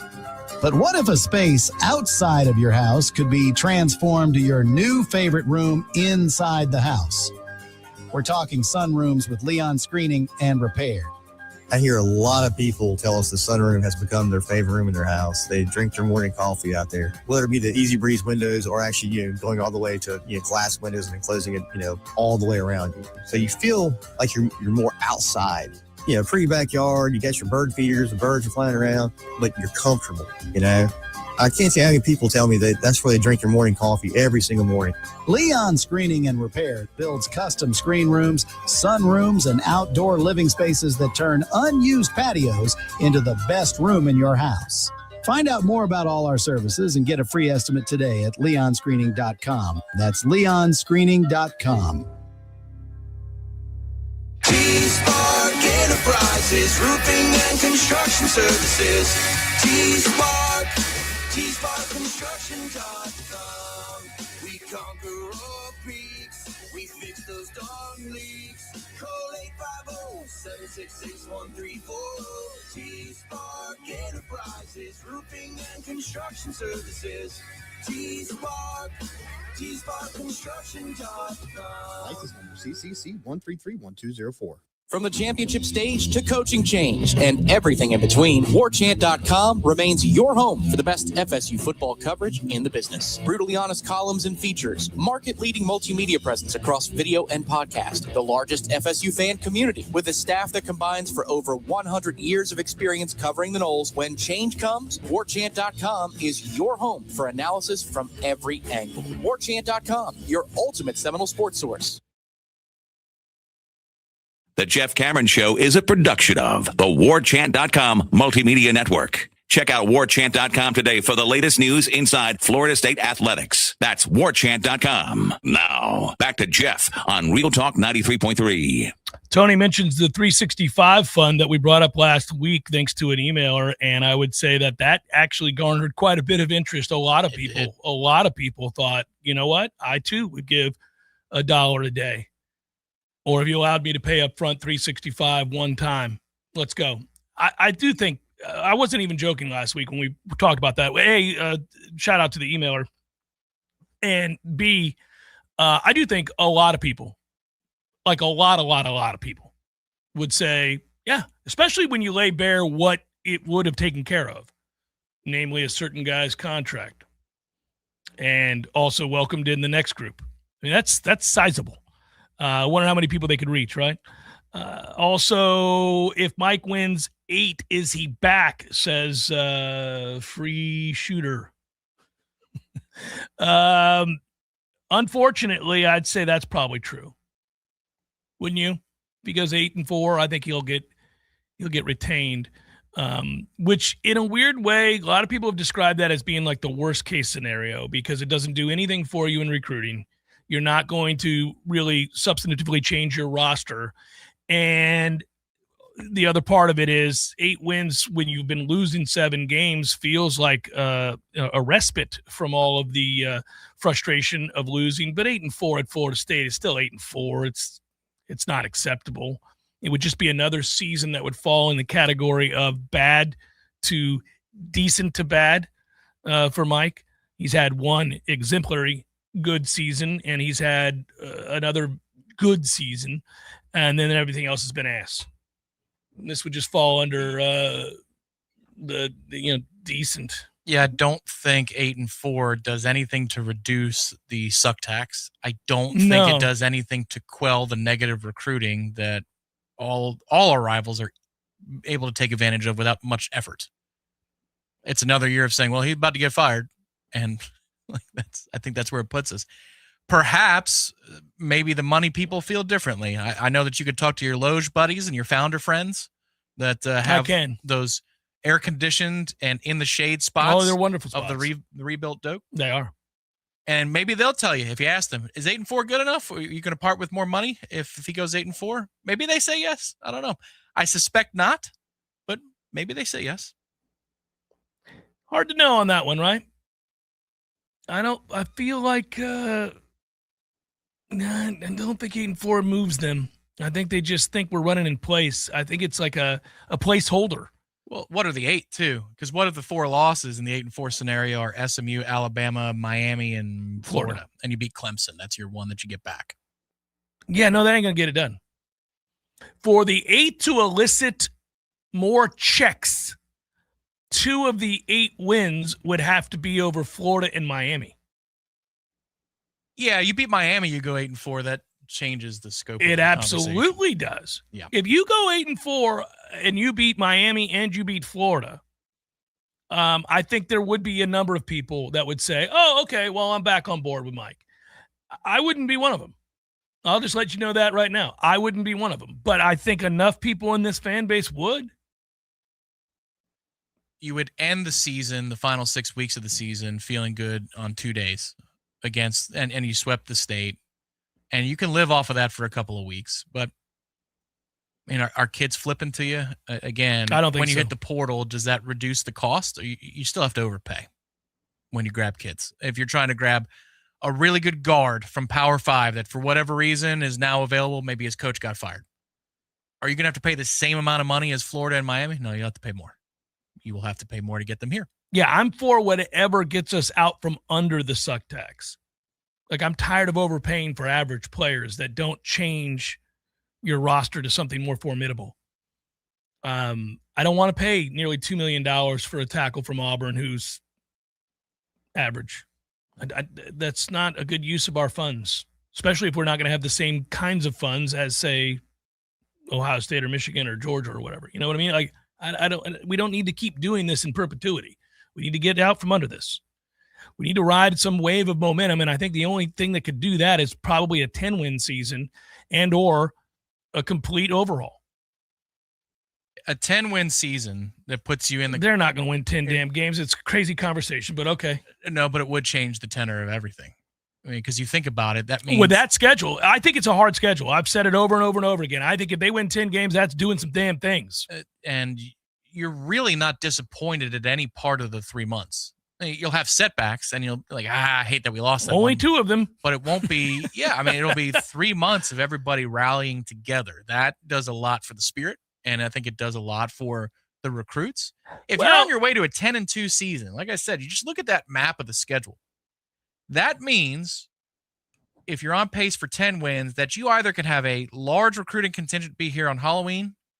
Florida State Halloween go together very nicely, too. You get them on campus for Halloween against Clemson, or the Saturday game against NC State. I doubt you're going to get a ton of kids in here for Florida on a Friday at 3:30 the day after Thanksgiving. But if you've got that kind of momentum going, the building's rocking, the fan base is feeling positive, you probably flip quite a few kids, and good ones, down the stretch to give you a top 15 class. But it would take nothing short of that. Getting to 10 wins when you play the scheduled game allows you to put together combinations that see you beat, a combination of Alabama, Clemson, Miami, a combination of Florida and Miami and SMU, a combination of, you know what I'm saying? Like, there's no way to get to 10 wins with this schedule without some really significant wins. Hey, buddy, how about really significant wins? You can't luck your way into 10-2 with this schedule. How about you lose to Bama and Florida? You're undefeated in the ACC. You beat Miami, and you're going to Charlotte. Well, right. That's what I mean. You can put together a lot of combinations with a 10-win team that has you in the mix for a playoff spot, that has you potentially winning the conference or playing for it, that has you beating your rivals, that has you knocking off Clemson, has you perhaps knocking off Alabama again. Like, to get to 10 wins, you're going to have to do some heavy lifting. You lose to Bama, you lose to Pitt on a short week, which is understandable. Heinzel goes off, but then that means you beat SMU. I'd be tired of losing to Pitt at that point, but I would too, but that would mean, by definition, you beat SMU, Clemson, Miami, and Florida. You only have one ACC loss. You're probably in the ACC championship even in that scenario. Of this schedule that is before us, obviously, now I'm just going to, a little exercise here for everybody. Obviously, I will be at the New Mexico State game, and everybody will be watching on the CW.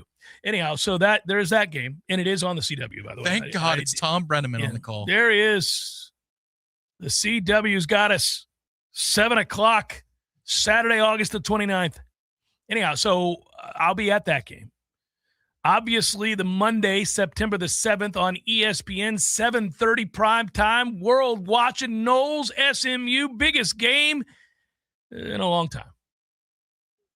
Because any hope you have to have any kind of a decent season begins and ends right there. Doesn't have to end.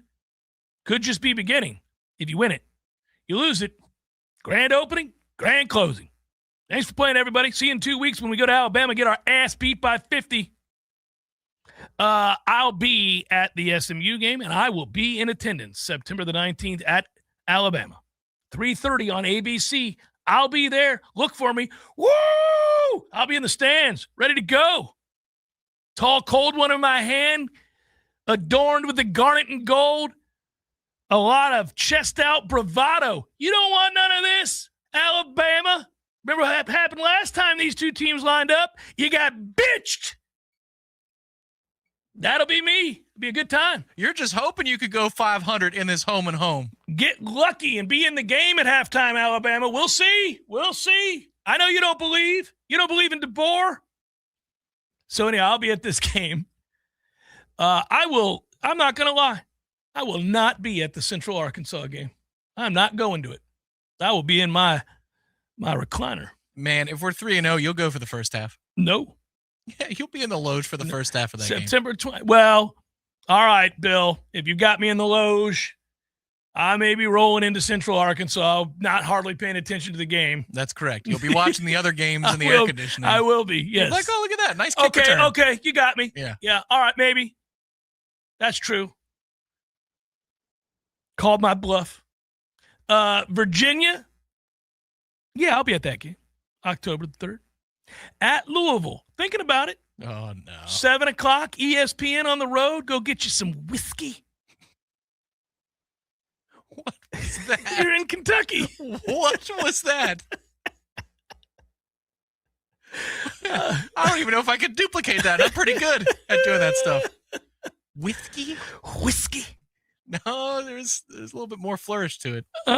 Whiskey at Miami. No, it wasn't that kind of effeminate. But it had a little whiskey. No, that's more like wins and losses. Wins. Whiskey. Losses. That was Tirico. At Miami. Nope. Hey, Mike Tirico, what do you have? Whiskey. Yeah, there it is. Whitfield. Kentucky gentleman. Not at Miami, I don't think. No, I don't think. I know. Nope. No Los. Nope. I was going to say the restaurant. Nope. You're not going to the restaurant that week? week? I do love it. That's the only thing that could get me to go there. Their delicious food and margaritas. Thinking about it makes me want to go. But then I have to go into the stadium. What kind of tacos? Well, I get shrimp, but I also get the burrito. I get a lot. I got a lot going on there. I overeat there. Over under 5.5 tacos. No, they're pretty big tacos, so you can't more really. Like fajita sized? Yeah, you can't really have 5. You could, but fajita tortilla. You'd be in trouble if you had 5. But I have been known to have a few of their delicious margaritas. Okay, how many street tacos is too much?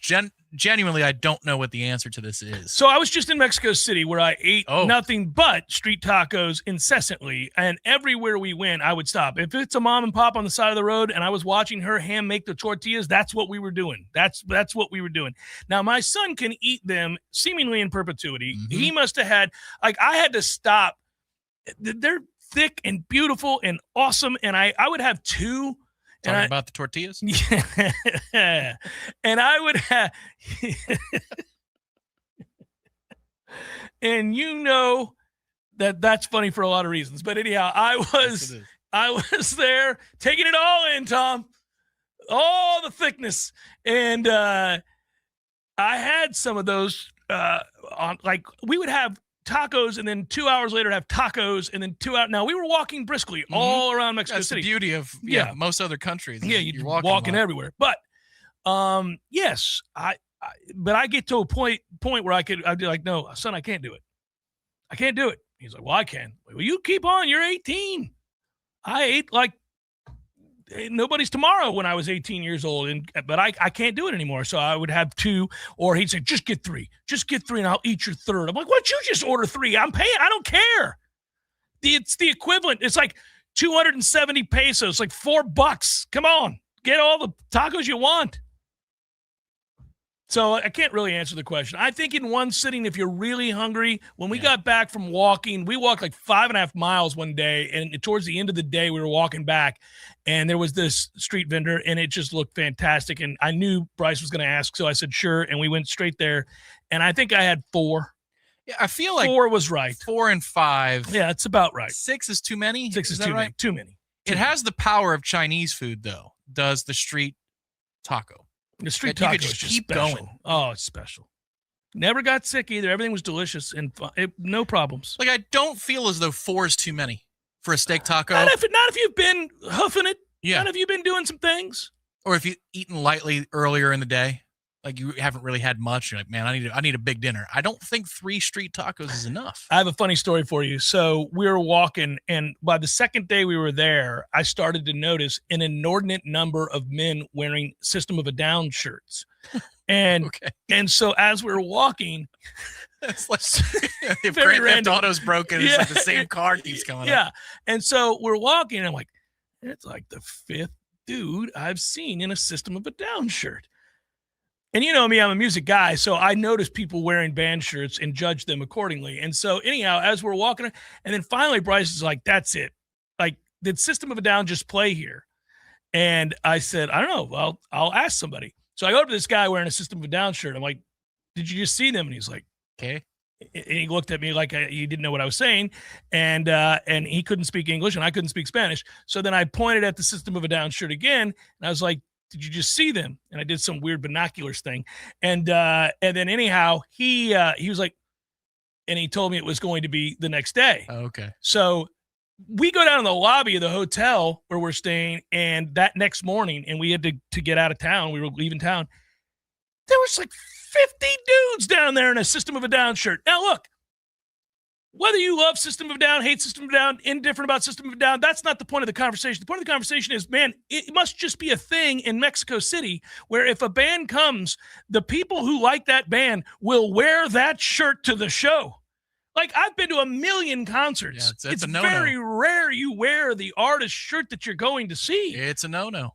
Not allowed. Now you might purchase the artist's shirt there. That's the whole thing. And then you'll wear that shirt to somebody else's show. That's it. That's how That's it works. how it works. Mm-hmm. Not in Mexico City. They are representing. They are going to have their System of a Down or whoever's playing there. Like they're watching the national team at Azteca. That's right. We're going in. It was unbelievable. In uniform. I was like, there's a sea of System of a Down fans in Mexico City. Good Lord. All right, so I'm not going to the Miami game.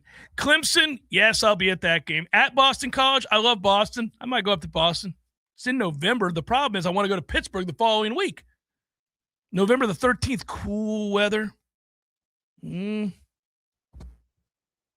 want to pivot the Pittsburgh trip? I'll go with you to that one if you want to move it off of August. No, we're going in August. We're going in August. We're going to see Pirates Mets again. Right. You need to get your annual sweep out of the way. Look out now. We just took 2 out of 3 from Atlanta. You be careful. You take this ass kicking like a man, just like you did last year. It'll become our annual thing. I did take it like a man. I was fine. You were fine because your team was good and my team was bad, and we just happened to benefit from baseball being weird. And but if we just won one of those games, all we need to do is win one of those games. The Friday one would have been the candidate, and we would have gone to the playoffs, but we didn't. No, you didn't. So we didn't. And you lost the other 2 resoundingly. Oh, yes. Let's see if I get it right this time. Icy lights? Yeah. That's what it is. Icy and Icy Light. You can get either one. Yeah. Many Icy Lights were Iron City is what it is. Iron City Light. Yeah. But I kept on calling Steel City for whatever reason. No.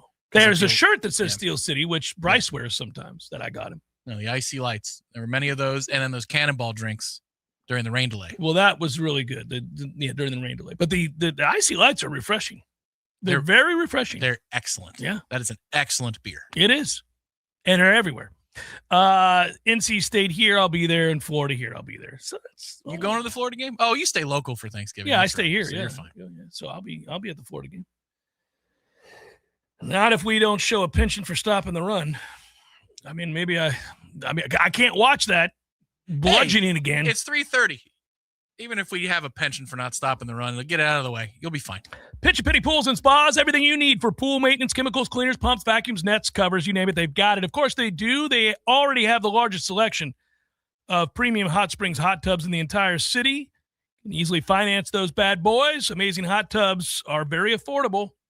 If you've got an old tub, they'll come haul it away, give you some money towards your new tub. They also have the cold plunge tubs. They got all the things, man. They make it easy. Go check them out. Having an amazing hot tub is not out of reach. Go see them today on Greer Road. Find out for yourself how easy and affordable it really is. Pinch a Penny Pools and Spas. If you're ready to relax, they're ready to show you how.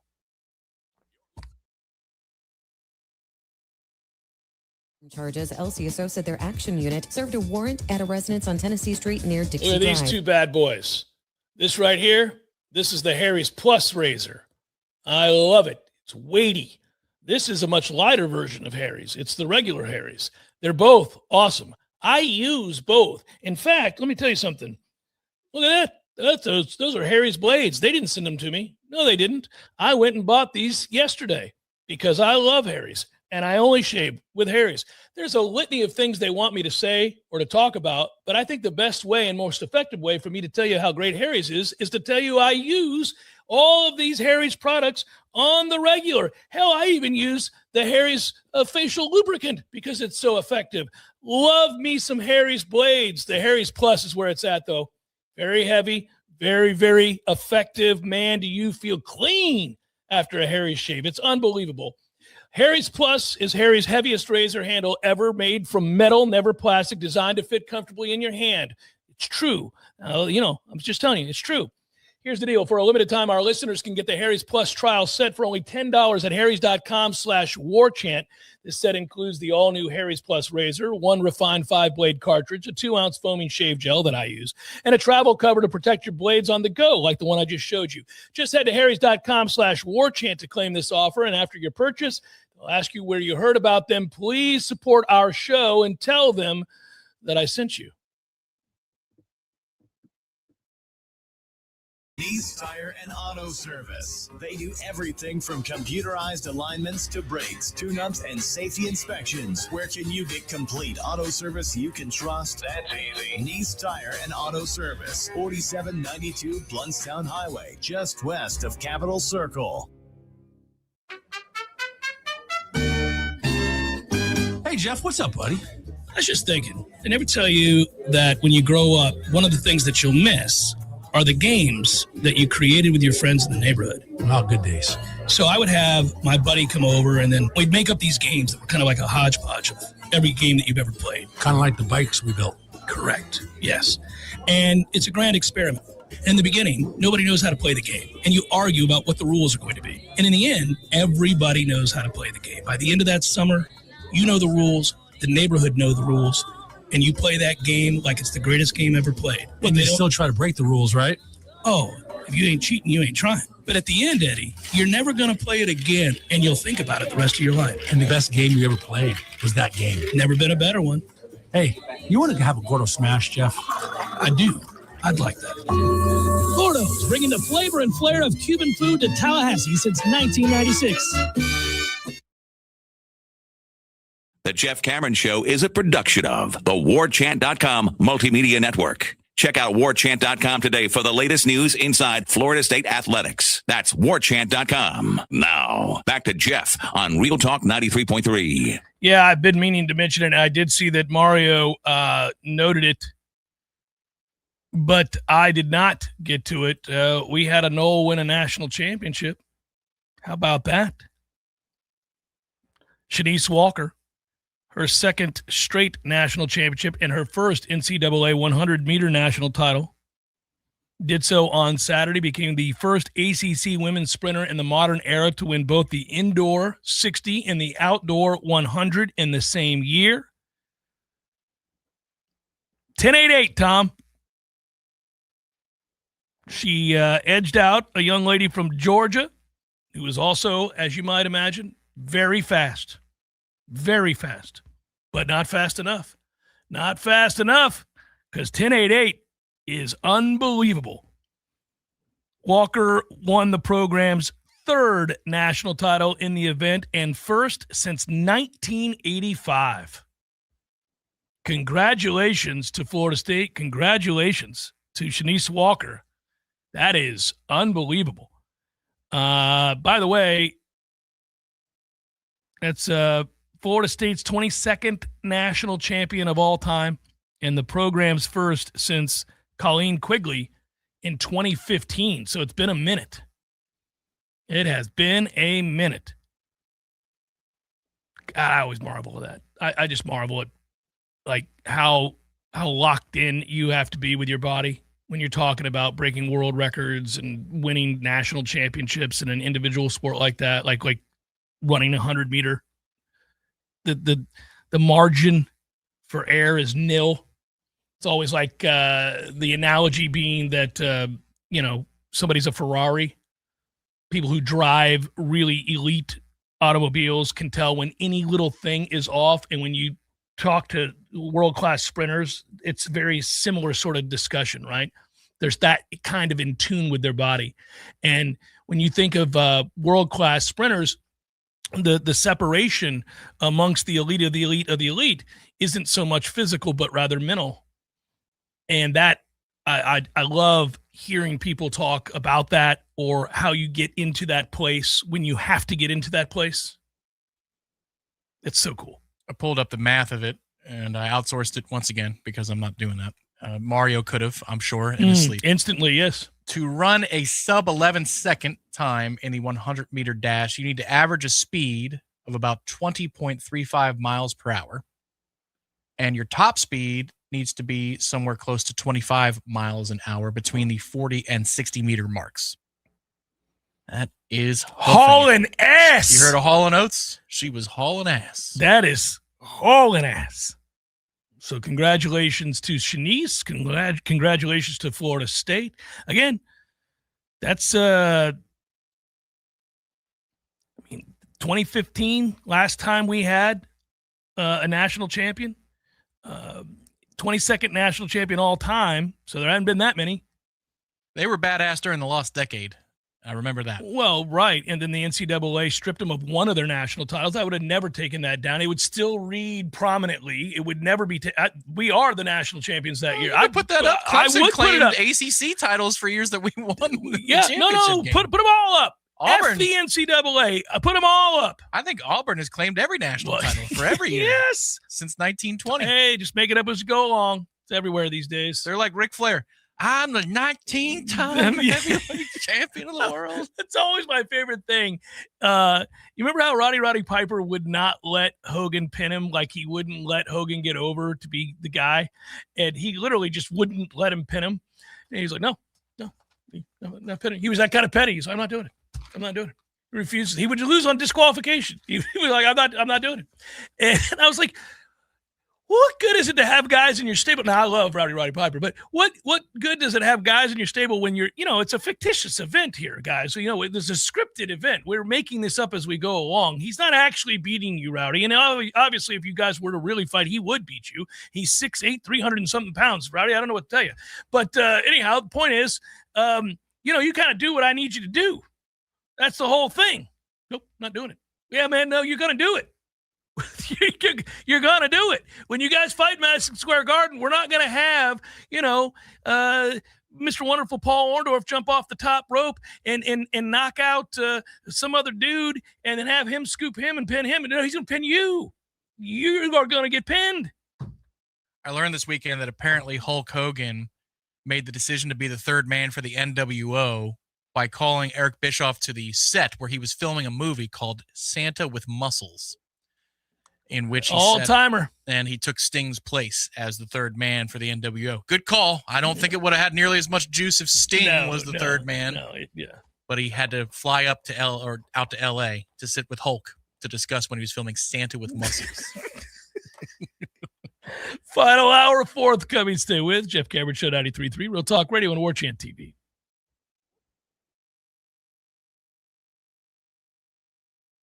Mosquito attack begins. Paul's Termite Pest Control can help you take your yard back. We have an affordable program to help keep mosquitoes away. And our program even helps with other pests, like ticks. Mosquitoes are a nuisance to you, and by carrying diseases such as heartworms, they can be harmful to your pets. Learn more about how Paul's can help protect you, your family, and your pets from mosquitoes. For the elimination of termites, pests like mosquitoes. And a greener lawn, too. Call Paul's. We'll get them all.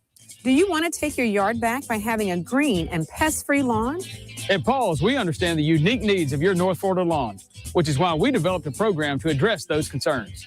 Our treatment program includes inspection, treatment, and education on best practices for optimized results while remaining environmentally conscious. An added benefit is that our lawn treatment is flea suppression, so having a greener lawn can help protect your pets, too. For a greener lawn and the elimination of fleas, too, call Paul's. We'll get them all. This is Ross Chastain, NASCAR driver and your Fresh from Florida farmer, letting you know that the freshest fruits and vegetables grown right here in the Sunshine State are picked at peak freshness and shipped to your market to ensure that there's sunshine in every bite. When you shop for locally grown fruits and vegetables, look for the Fresh from Florida logo. It's a sign of local pride, peak freshness, and quality you can trust. That little logo, it's a big deal. Dive into summer fun at Pinch a Penny Pools and Spas. Get 15% off endless pool swim spas. Plus, enjoy free delivery while supplies last. Endless pools are perfect for swimming, exercising, or relaxing right in your backyard. Enjoy year-round fun with customizable features and the peace of mind that comes with a quality product. Visit TallahasseeHotSpring.com today and make a splash with Pinch a Penny Pools and Spas. You recognize the smell of marijuana, but it's not just a smell. It's a warning. If you can smell it, harmful chemicals are entering your lungs, bloodstream, and brain, and our children too. Every inhale affects brain development and triples the risk of serious respiratory issues. Protect your kids and grandkids from the dangers of marijuana. Their future is on the line. This message is sponsored by the Department of Children and Families and the Florida Association of Broadcasters. Pay-per-view fights can ring up big bills, especially since in the Octagon there is one every few weeks. That's why the Seventh Hill Tap Room right downstairs from Corner Pocket Bar and Grill carries every single fight. Plus, unlike most pay-per-view bars, there's no cover charge. And drink specials too, like $3 select domestic beers and more. And if you enjoy international soccer, Seventh Hill opens early. $2 mimosas on Sundays, anyone? The Seventh Hill Tap Room, 2475 Appalachia Parkway, just downstairs from Corner Pocket Bar and Grill. WVFT Gretna, Tallahassee. This is Real Talk 93.3. More of the Jeff Cameron Show is coming up next. Your sports action update on Real Talk 93.3 with all the latest odds from Vegas. Braves fall to the Mets yesterday. It is their second consecutive series loss. The Braves at home with the Giants tomorrow. The Braves are minus 225 to win the series. The Rays and Dodgers in Los Angeles today. Nick Martinez for Tampa Bay, 6-2 at 2.43 ERA, $1.35 underdog. Eric Lauer for the Dodgers minus 163, 8.5 over the total. Georgia Bulldogs beat Texas 7-1 in the College World Series at Omaha, Nebraska. They take on Oklahoma in a winner's bracket game today. Bulldogs are the $2.50 favorite. Oklahoma plus 190. Score $500 in rewards at the G-Bank First Bet VSiN Trifecta. Details at vsin.com/GBank. For more sports betting news and information, go to vsin.com. Mike Son at Real Talk 93.3. Liberty Mutual customizes your car and home insurance. And now we're customizing this ad for your morning commute to wake you up, which could help your driving. Science says that stimulating the brain increases alertness. So here's a pop quiz. How many months have 28 days? What gets wetter as it dries? What has keys but can't open locks? If you don't want to hear the answers, turn off this Liberty Mutual ad now. 12 months, a towel, piano. Enjoy being fully alert. Liberty, liberty, liberty, liberty. Finding great candidates to hire can be like, well, trying to find a needle in a haystack, but not with ZipRecruiter. Its powerful technology actively finds and invites qualified candidates to apply to your job. So while other companies might deliver a lot of hay, ZipRecruiter finds you the needle in the haystack. See why 4 out of 5 employers who post a job on ZipRecruiter get a quality candidate within the first day. Try ZipRecruiter for free at ZipRecruiter.com/free. That's ZipRecruiter.com/free. ZipRecruiter. Florida man, what'd you do to yourself this time? Disney World, me and Hank, my emotional sport alligator, we did it all. Please tell me you weren't swimming in the Seven Seas Lagoon again. Well, not this time. We rode the monorail to the Magic Kingdom, hit Space Mountain, crushed some turkey legs, and we washed it down with a couple of Dole Whips. And the best part, the Country Bear Jamboree. Sounds like a great day so far. What happened? Well, we're running late, and I'm sprinting to the front row of the show, and it starts, and the music's playing, and crowds are clapping. I got carried away. I got this bright idea. I'm going to stage dive to Hank. I jumped, Hank tried to catch me, and pop, my back went out midair. Well, I'm glad you came, because Dr. Finn's going to get you fixed right up. Well, next time we're sitting in the back row. You don't have to do a Disney stage dive to get back pain, neck pain, headaches, or numbness in your arms and legs. Come see us at Fenn Chiropractic for exceptional care to help your body heal itself the right way. Book your appointment online today at fennchiro.com. That's FENNCHIRO.com. T-Spark Enterprises, roofing and construction services. T-Spark, T-SparkConstruction.com. We conquer all peaks, we fix those darn leaks. Call 850-766-1340. T-Spark Enterprises, roofing and construction services. T-Spark, T-SparkConstruction.com. License number CCC 1331204.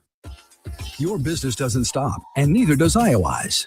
From the trusted owners of Mac & More Systems, IOI's offers 24/7 IT support, cybersecurity monitoring, HIPAA and compliance consulting, cloud data management, phone systems, and full network design and security. For healthcare, finance, legal industries, IOI specializes in keeping sensitive industries protected and connected. Local service, major protection. Visit IOIs.com today and discover why smart businesses trust IOIs.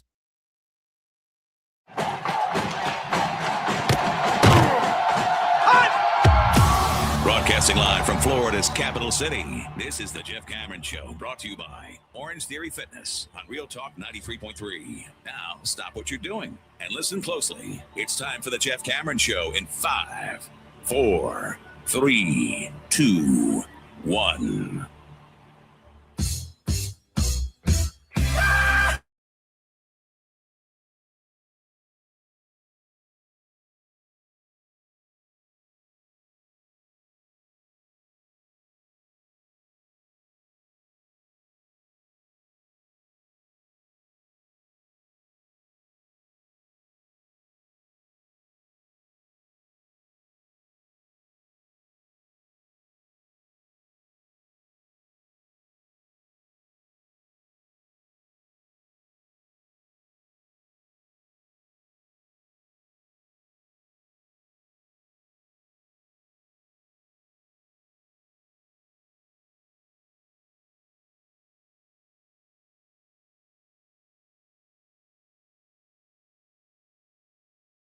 You are watching on Warchant TV, you're also supporting local. Thanks for doing that as well. As I said, good to be here. Busy weekend that was, replete with really everything under the sun. The NBA Finals, the Stanley Cup Finals, College World Series, and then throw in the mix a little Major League Baseball, some RBC Canadian Open, and now we segue to the U.S. Open, buddy. Here we go. Hey, I watched another USGA event last night that I'm sure you turned down. I missed it. You missed the Curtis Cup final? I did miss the Curtis Cup final. It was close down the stretch, but the United States prevailed. Sophia Fulbrook was one of the bright spots for the Great Britain and Ireland team. She's a Florida State golfer. Yes, she is. Almost let a 3-up with 3 to play lead go by the wayside, but on the 18th hole, her approach into the final hole of the match, stuck it to inside of 3 feet for a conceded birdie and a thank you very much for GB and I. Wasn't enough to beat the U.S., but that's an ideal result. Noel wins, America wins. There you go. It was very entertaining, though.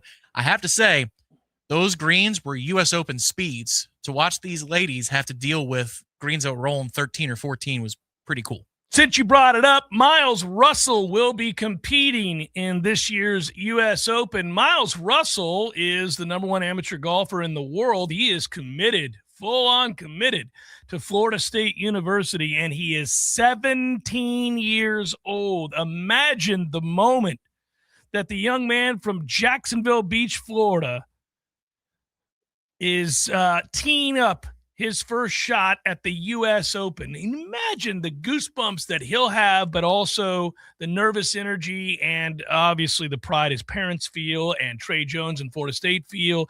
This is just cool. I say the nervous energy. I don't know. Perhaps he will not be nervous.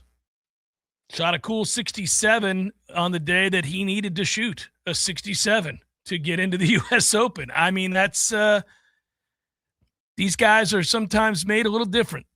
So Shinnecock and Miles Russell, he's there now. Weather looking phenomenal in New York for this weekend out on Long Island. Highs in the mid-70s, lows in the mid-60s. It can be 100 degrees out there this time of year, or it can be a little bit cooler as it is supposed to be. The early late draw. Get this out early before I head out of the country. The early late draw, early on Thursday, late on Friday, has the advantage according to the weather right now. Because if you take a look at the wind for Thursday afternoon, it's absurd. The morning is much more meaningful. Friday's a wash.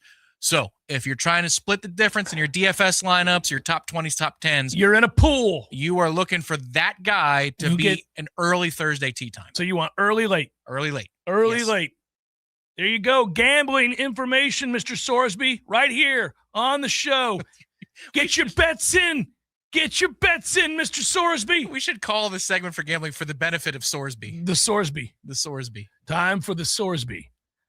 Scotty Scheffler, according to Data Golf, your odds-on favorite to win the event at 12% chance to win, according to Data Golf. Rory McIlroy, second at 5.8. This is just a suggestion, not a guarantee, obviously. Scotty's usually the pick to win, according to Data Golf. It just doesn't these days. so crazy to be so good that the expectation of a season and what it could be called or labeled for you is so different than that of another golfer. If anybody else, say JJ Spawn or I don't know, Matt Fitzpatrick, Ben Griffin, Justin Rose, number 6 in the world, Ryan Gerard, Nikolai Hogard. Pretty sure that guy played for Syracuse basketball. By the way, Nikolai Hogard, you go to hell. Nikolai, you cost me this week with your nonsense. How'd his brother do? Better? I didn't see Rasmus playing. Point would be this. Anybody else had the year that Scotty Scheffler's had, you'd be like, man, he's had a great year. When Scotty has it, you go, boy, Scotty is just disappointing. That's how good he is. Like, go look at the numbers. You're like, well, pretty good damn year. He's won this year. He's got a slew of top 10s and a couple second place finishes. You're like, yeah, but sorry, Scotty. I saw a number about the Hoygaards. Keep this brief. This is about the Hoygaards. Yeah. They're twins. Yes. Right? Yep. Okay. They're within 1/10 of a percentage point of each other in terms of top ball speed and carry distance on tour. They're the same player off the tee. They're not kind of freaky. It is kind of weird. It's just, it's a little weird. Anyhow, your odds on favorites look like this. Here's your top 10 favorites: Scheffler, McIlroy, Schauffele, Rahm, Fleetwood, Fitzpatrick, Aber, Young, Kim, Henley, Burns, and that's where we'll cut it off.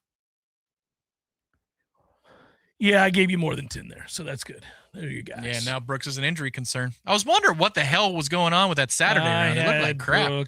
I had Brooks, and when I had him go into the weekend, he was within 3 shots of the lead. I'm flying high. I have him. I'm doing well. I've got Fleetwood. He's a top 10 machine. We're going to win the week. We're going to do well. Hogard misses the cut. Okay, we're not going to win the week, but we can still be in the money. Just need you to show up, Brooksy. Just show up. Oh, hands hurt. Got to withdraw. Great. Just running kicks to the testicles. His quote about it was pretty good. I don't know if he was trying to be funny or not, but he said he couldn't feel his ring finger or his pinky finger in one of his hands.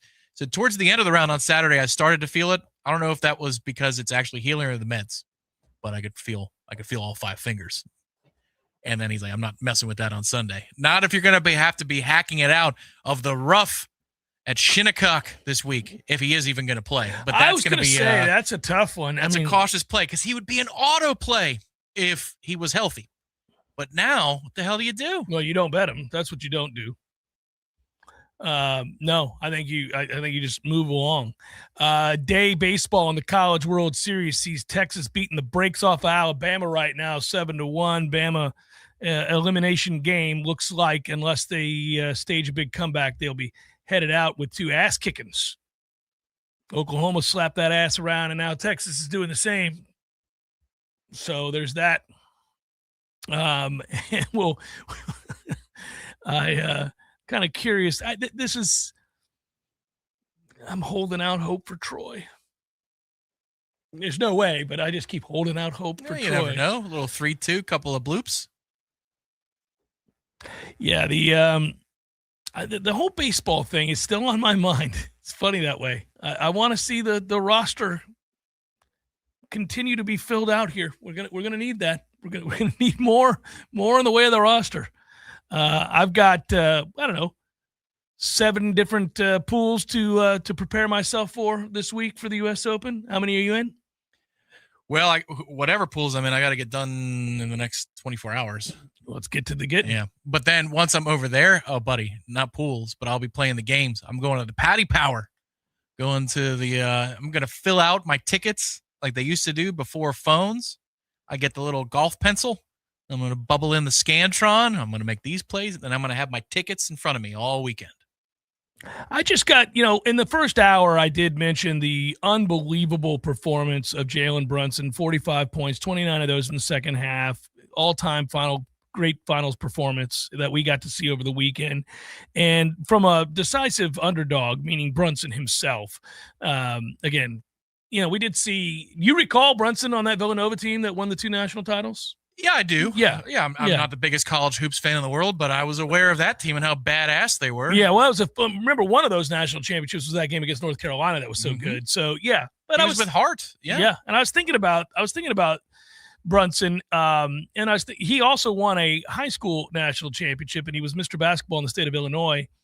And I was beginning to think, like, I wonder how many people have won the MVP of an NBA Finals, a national championship basketball game and team, and a high school state championship.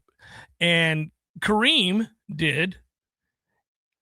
I did not get to finish this research, but it's not many. It's like Kareem and Jalen Brunson.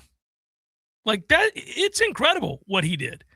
And just one spectacular shot after one spectacular shot after another spectacular shot. It's also kind of cool. The NBA's got a lot of issues, and I think they should take this off season to really address some of those issues, whether it be the stuff that pisses people off, like not calling travels and certain aspects of the officiating. And all of that is still a problem with the league, load management and those kinds of things. But it does have something going for itself that leagues would love. All leagues would love to have this.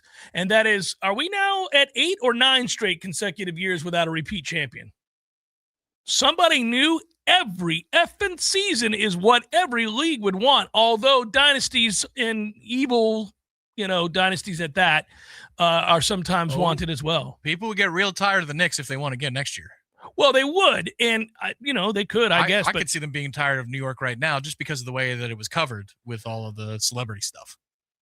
Yeah, that's not the Knicks' fault, though. No, And it's not. Yeah, and that team was really likable. I mean, if you just watch them, you don't have to like New York teams. You don't have to like the way that New York gets covered by the media. You don't have to like New York itself. But that team was really, really likable. Yes, they were. I mean, really likable. I will tell you, I've seen a lot in the chat so far today. People saying like, well, there's New York. Those are the New York fans tearing their own city down. I'm like, man, where's that outcry for like Philly? Where's that outcry for? No. It's every city in the country. Every city in the country, people do stupid things and just, And I'll tell you, being connected to Rockaway and Brooklyn and downtown, there's a lot of awesome moments this weekend for that city. Block parties and projection everywhere. screens. It was incredible, right? You don't take the bottom feeders and highlight them as the representation of a fan base. That's stupid. It's also lazy, and it's just. Now, if you want to be tired of like, the way the media does there's a 3-minute clip of Ben Stiller being thrilled that they won the title, and he's got goggles on. He's holding the Larry O'Brien trophy. Like, all right, yeah, I'm here for that. Yeah, sure. That's most people cares. Seriously. So I want to go back to this. I think that is correct, right? The assumption, let's see, 20. Yeah, man, it's crazy. So Golden State in 2019 losing to the Raptors begins this run. Then it's the Lakers defeating, then it's the Bucks, then it's Golden State, then it's Denver, then it's Boston, then it's Oklahoma City, and then it's New York. Yeah. This has been ideal. I mean, New York, Oklahoma City, Boston, Denver, Golden State, Milwaukee, Los Angeles, the Lakers, Toronto, the Lakers, and then Toronto.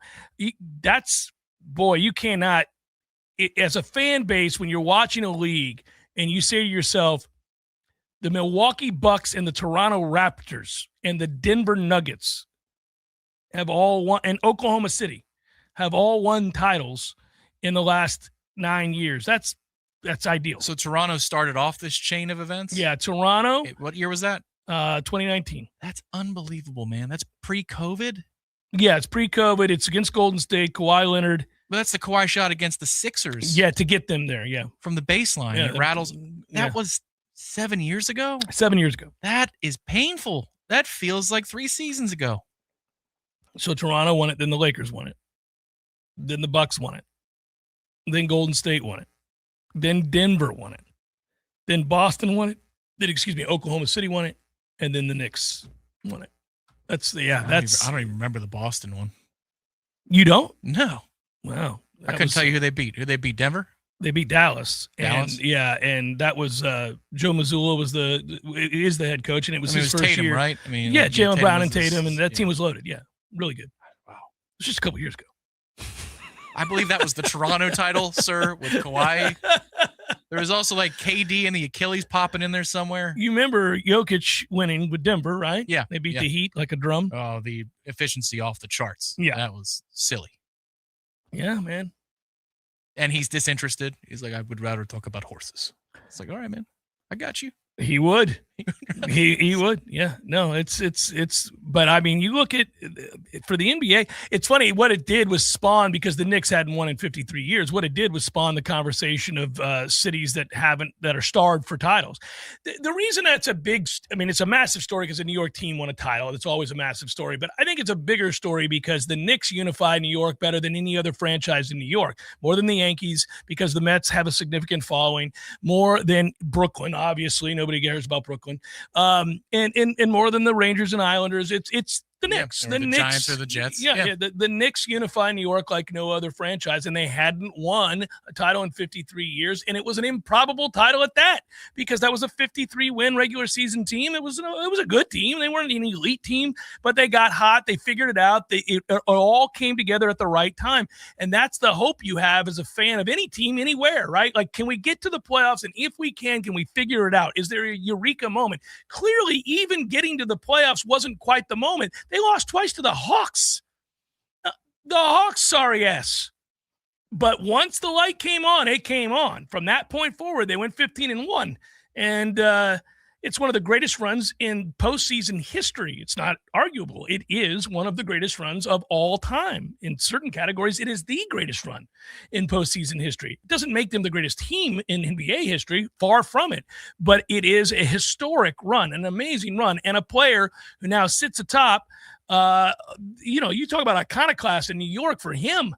He probably can't even wash over. I love that he's humble, but he probably can't even have it wash over him just yet. What that does for him and the rest of his life, his family's life, everything. I mean, you are the king of New York. Yeah, that cannot be undone on the court by anything he does subsequent. Like, he could be horrible the rest of his career. It does not matter. Doesn't matter. That team, that franchise specifically, I was on board for the first 20 years of my life, and it was long-suffering then. Yeah. That's 20 years. I mean, once it was Larry Brown, Isaiah Thomas. That's when I was out with Dolan. And that's towards the end of the aughts. I was about graduating college. It was the lost decade for Florida State. And people were in pain then.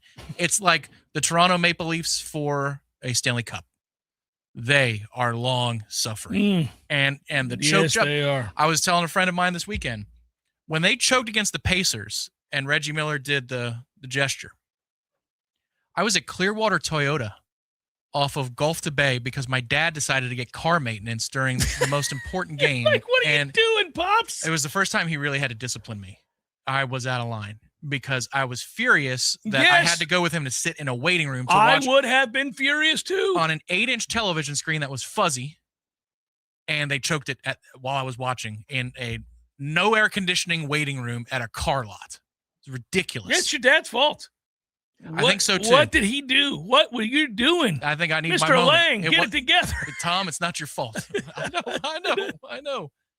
But I remember that distinctly. And that kid is the one who on Saturday night said, all right, that scar is finally, it looks natural. It's blended into the skin.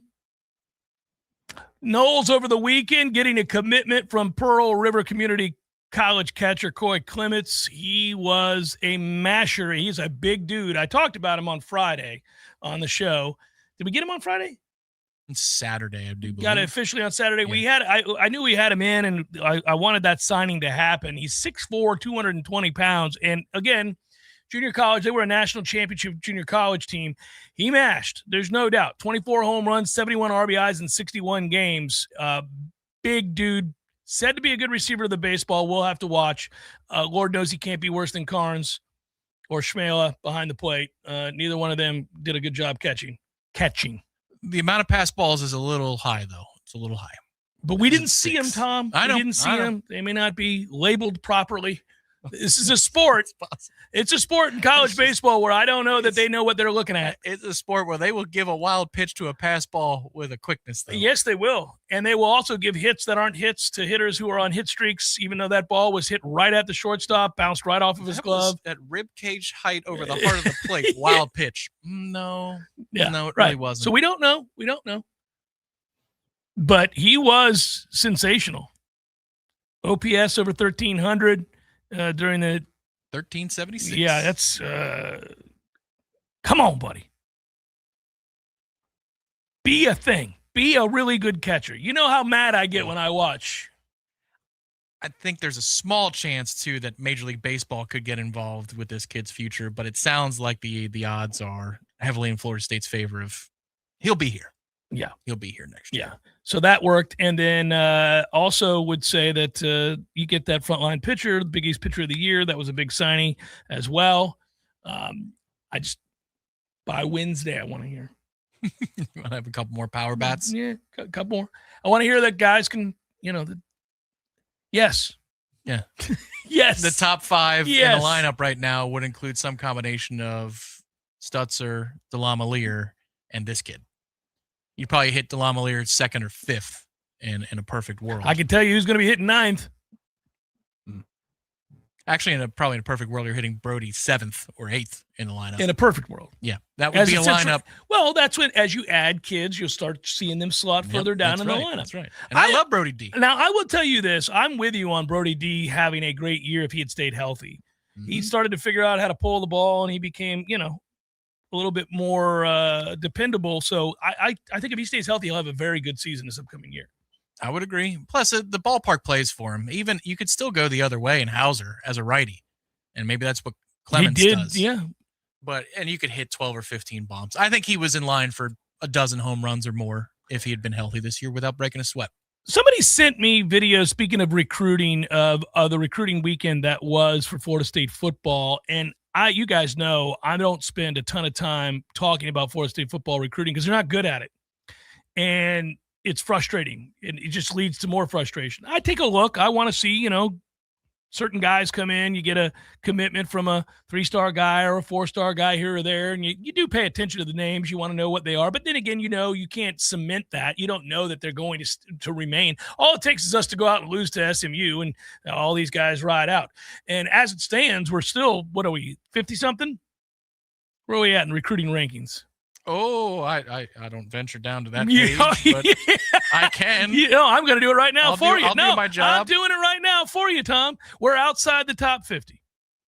Rivals, you got to hit that show the next 50 button is what you got to hit. No, we're 36. Oh, okay. 36. I lied. We're in the top 3 dozen. Boy, we vaulted. But if you close Lejeune, the edge rusher. We're just ahead of Rutgers. And Poole, the safety. Hey, climbing up in that 25-ish range, which is where we are in NIL, right? So there it is. Not ideal. I'll tell you what's surprising. Look at the Indiana, 31st. Get it together. Look at that slap-ass program, 31st. Anyhow. Alabama's sitting at 48th still. I will tell you, yeah, they just can't bring them in anymore, Tom. With a 5-star. How the hell are you 48th in the country with a 5-star committed to you? Because they only have a grand total of 8 commitments. Good gracious. They have 2 4-stars, 1 5-star, and 5 3-stars. The program is falling to pieces right before our very eyes. DeBoer recently extended, reeling as Bama fans sit at a diner near you, bemoaning the existence of DeBoer in Alabama football. Look, I know we're poverty right now in terms of wins, losses, prestige, and so forth. But Alabama's behind Syracuse. I just love this about the rankings. Syracuse is 47th. They're behind Kansas, Stanford, and Syracuse. Syracuse has 18 commits, 15 3-stars, and 3 2-stars. And they are just a little bit ahead of Alabama in their 8 commits. Bama is behind Syracuse, Kansas, Stanford, North Carolina, Duke, Rutgers, Florida State, Colorado, Pitt, Vandy, K-State, Minnesota, Wisconsin. They're behind Cal. My God, those folks are fretting. The Calgorithm. Well, by July 4th, I'm sure they'll be 11th in the country or 9th, but still 40. Like, come on, DeBoer. People don't want to say yes. Struggle bus. According to Rivals, Texas A&M has the number 1 class in the country. It's Jeff Cameron Show 93.3, Real Talk Radio, Warchant TV.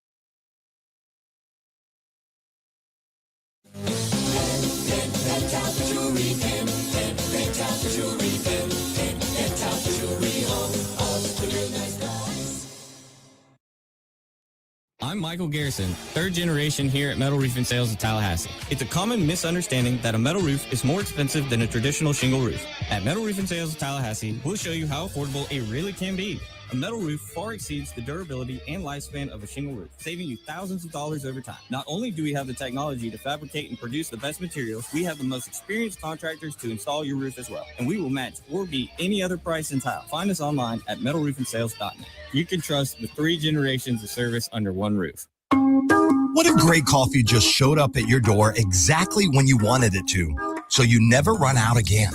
With a Grassroots Coffee subscription on grassrootscoffee.com, it does.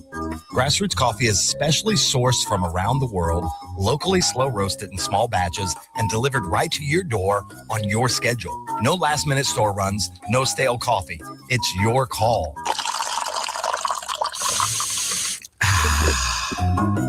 Order Grassroots Coffee when you run out or never run out with a Grassroots subscription. It's easy, it's flexible, it's reliable. Go to grassrootscoffee.com, click on the coffee you want, click on subscribe and save, and then pick how often you want your delivery. Buy locally roasted and locally loved Grassroots Coffee for your home from grassrootscoffee.com, or contact them directly to buy wholesale for your business. Grassroots Coffee, made for everyone, loved everywhere. Nissan has 6 new models priced under $30,000, like the 2026 Rogue. Car and driver set, beats RAV4 across the board. Brand new cars, SUVs, and EVs priced under $30,000 only at Kraft Nissan Tallahassee. I got a fever, and the only prescription is more cowbell. Do you have spring fever? Your only prescription is the Lawn Johns. Hi, it's Mark from the Lawn Johns. We can make your landscape more appealing by providing you with award-winning lawn care. With 4 levels of service, the Lawn Johns offers you more choices than the rest. More flowers, more mulch, or more pine straw all means that your home or office will be more beautiful than ever. So if you've got spring fever, go to thelawnjohns.com or just look for our big purple truck. I gotta have more cowbell. Every child deserves a chance to live their best life and celebrate every moment. When you support St. Jude, you help give kids with cancer around the world that chance. Together, we can save more lives. Finding cures, saving children. Visit stjude.org. The Jeff Cameron Show is a production of the Warchant.com Multimedia Network. Check out Warchant.com today for the latest news inside Florida State athletics. That's Warchant.com. Now, back to Jeff on Real Talk 93.3. 1-0 Egypt over Belgium right now. Oh, wow. Okay. Mm-hmm. These stages have been fun already, man. It's been bedlam. Every time I look up, some sort of shocking result is going down or something or about to go down. It's good. Were you locked into our match on Friday, or was it on and you were just kind of doing different things and watching multiple sports? No. I was locked in. I was locked into sports this weekend. I'm not even kidding, man. It was a weekend for the ages. I watched just about everything that I could get my hands on. Like every day you get up, you're like, okay, World Cup has started. I knew I was going to be watching the Knicks game. I knew I was going to be watching the Stanley Cup last night. I knew I'd be watching College World Series. I watched, because I gamble and I watch the RBC Open. I watch every golf tournament. But I also watch, I've gotten to where I watch the LPGA too, because it's good. I can watch it. So there's no shortage of things, but I watch the Pirates lose 2 out of 3 to the Marlins, and now we sit squarely at 500. Getting annoying to watch us play so poorly. Did you watch that? Did you have access to the television channel? No, I listened to it on my my app, because we're in the immediate market area. Stupid. It is just plain stupid.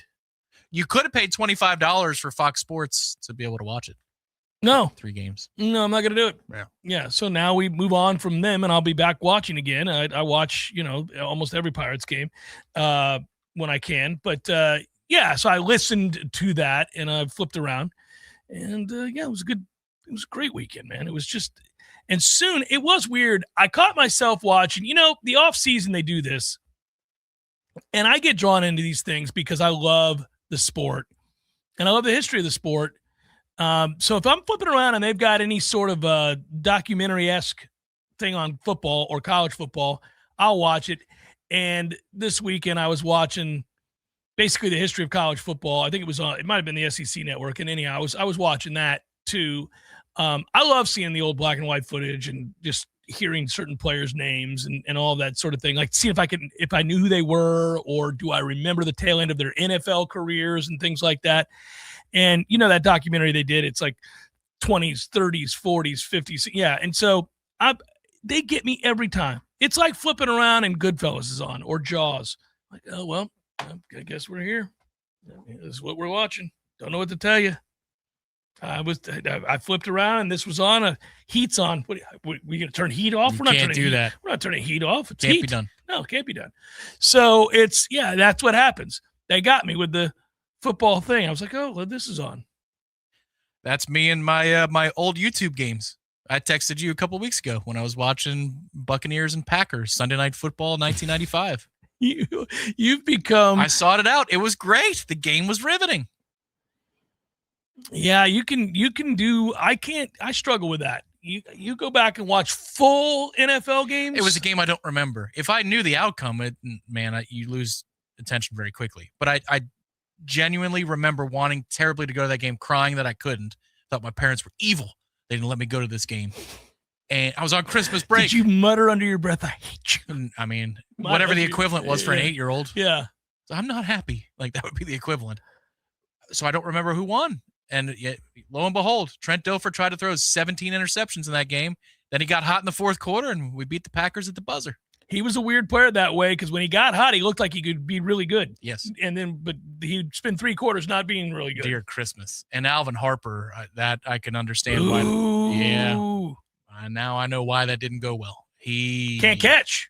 Could not, but then he was failed by Dilfer, and then Dilfer finally throws him one, and he drops it.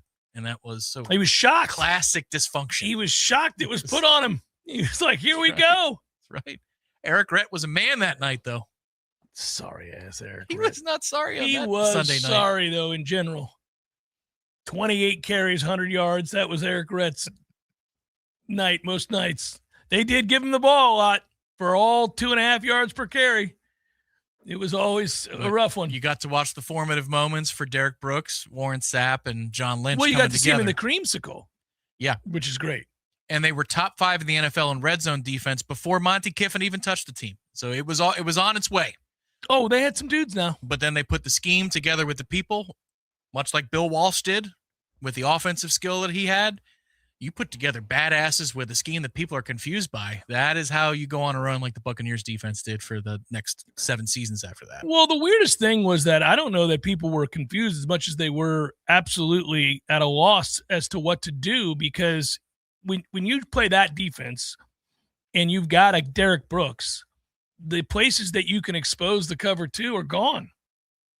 You can't throw the ball down the seam. You don't have the time, so you can't take the whole shot down the sidelines. Yeah. Yeah.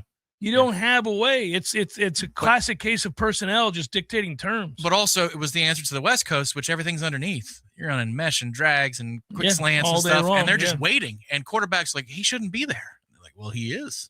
That's a you problem. That is a you problem. He is there. He is there. He is staring at you because he's not in man coverage. Yeah. So what you going to do about that? Yeah, it's a toughie.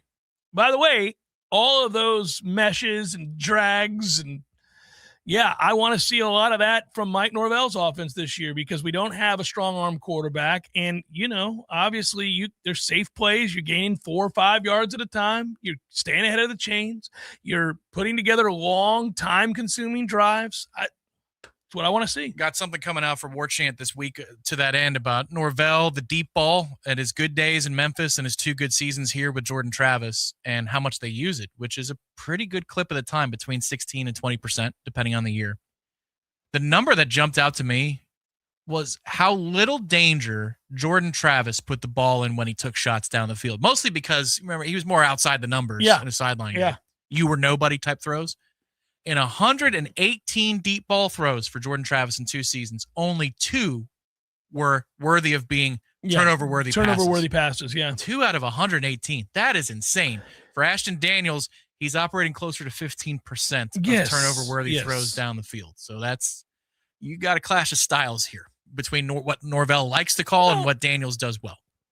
I also think that Mike has to – did you do a deep dive on how often when he has them that he'll run his quarterback? Because obviously we know that he was placating Jordan a little in that final year. Jordan didn't want to run. No, he did not. Refused to just about. It kind of made our offense not all that effective. Yeah, second half Duke, second quarter Clemson. Yeah, there's a couple moments. Unfortunately, one of them is when we're losing on senior day for anyhow. That's true.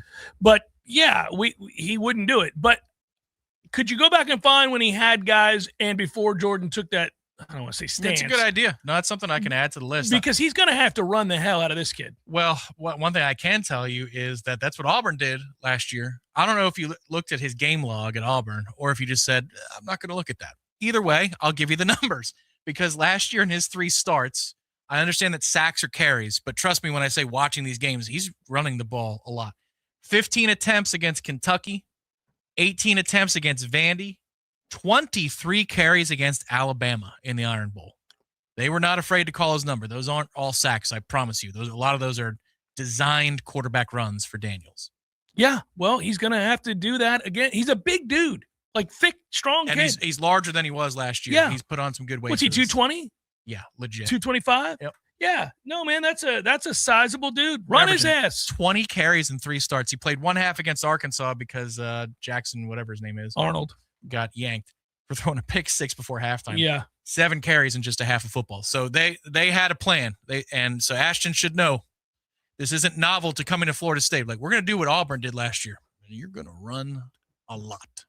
Oh man, I would feature that as a primary weapon because we just don't have a lot of I don't think we have a choice. I think you're going to have to change the math. It's Jeff Cameron Show, 93.3 Real Talk Radio, Warchant TV.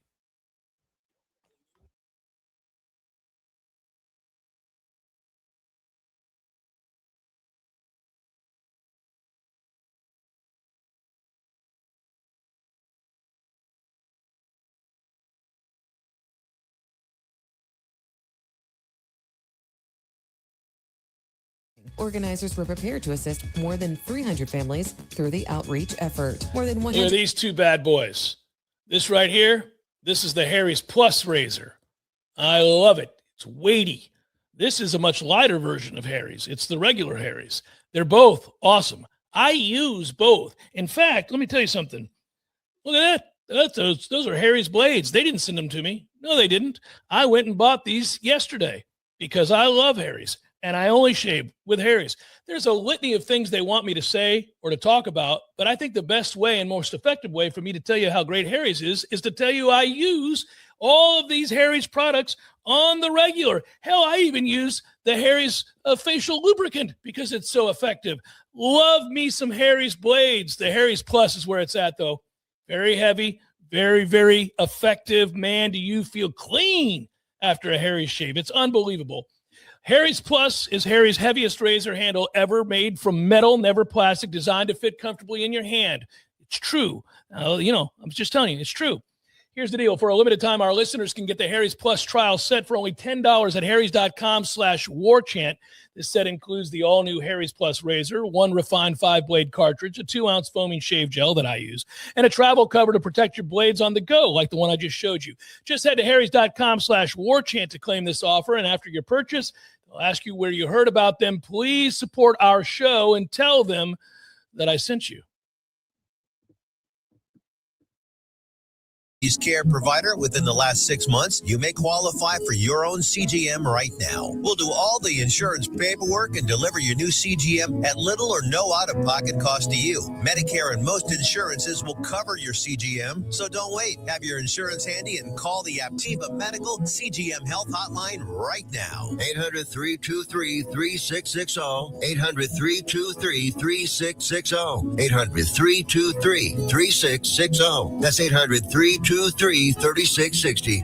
Good dental health starts at the beginning of life. For infants, wipe their gums with a clean, soft cloth after feeding, and make sure to schedule your child's initial dental visit before their first birthday. As your child grows, make sure they brush twice a day and floss before bed, limit sugary snacks and drinks, and schedule regular dental checkups. Focusing on healthy dental habits early helps children grow into healthy adults. Visit floridahealth.gov/dental health to learn more.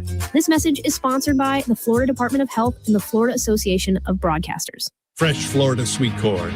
Beneath their golden tassels and bright green husks lies row upon row of summertime perfection. captivating kernels of yellow or white, or a combination of the two. Ready to be grilled, boiled, or roasted, this cream of the crop can turn any soup into a chowder. Tossed in a salad, mixed in a side dish, or eaten straight off the cob like a typewriter. There's no wrong way to enjoy Florida sweet corn. To see what Florida sweet corn can do for you, visit freshfromflorida.com. Real Talk 93.3 is proud to welcome our newest live show to the lineup. Living Tallahassee On Air, hosted by Patty Wilson and Jason Taylor, presented by Tallahassee Ford. It's every Friday at noon, and it's based on the popular Living Tallahassee Facebook group. We take your phone calls, and we discuss all things local, from what events are happening around town to helpful tips and advice on how to make the most out of living in the capital city. So tune in every Friday at 12 noon. It's Living Tallahassee On Air, hosted by Patty Wilson and Jason Taylor, presented by Tallahassee Ford, right here on Real. The Jeff Cameron Show is a production of the Warchant.com multimedia network. Check out Warchant.com today for the latest news inside Florida State athletics. That's Warchant.com. Now, back to Jeff on Real Talk 93.3. Yes, indeed. It's time as we get towards the end here to take a little look. We'll do baseball momentarily. Pretty decent slate. Not terrible. Not a terrible slate tonight. You going to be watching your Mets against the Reds? Yeah. Because it's going to be weird timing. I think we have one matinee game while I'm gone. So I want to savor it because the MLB app is a little dicey over there too in Ireland, as I recall. I've got West Coast. I've got little Pirates A's action, 9:40. You guys pitch playing in Sacramento or Vegas? I see the Vegas numbers, the run outlandish. They got to put a humidifier in that place. That was 23-9. Yeah. Can't have 23-9. I mean, it can be an outlier, but but the average run totals were in like the teens, I think. Well, it's like, was it Buster Posey who had a bunch of home runs out in Las Vegas? And I remember there was before he got called up. I want to say it was, and people were like, "Wow, everybody's worried about his power." And I'm like, "Well, just because he's hitting home runs in Vegas doesn't mean he's got power." Is Tibbs doing that right now? Tibbs is mashing like crazy. But is he in Vegas? I'm not trying to take anything away from him because he's doing great things. But I do think some of the power numbers are always very, very. I don't think it was Buster. I just looked up his minor league numbers. Okay, wasn't he was in Scottsdale, Arizona? Yeah. It's always dubious when you see numbers out of Vegas for the reasons that you brought up before. I can't remember though. I'm pulling up Tibbs numbers now. Tibbs is killing it. It's awesome to see. He's currently in Oklahoma City. So that's not too bad. No, not bad. What are his numbers? 19 dongs in 66 games. That'll do. He's opsing over 1,000. And he's slugging 614. That'll do. Yeah, and he's stuck in the Dodgers organization. 307, 422, 614 are his slash lines of batting average, on base, and slug. Let's do some probables, shall we? Cue it up. Let's get some of that music too, by the way. It's time for, how you say, with the pitching, probables?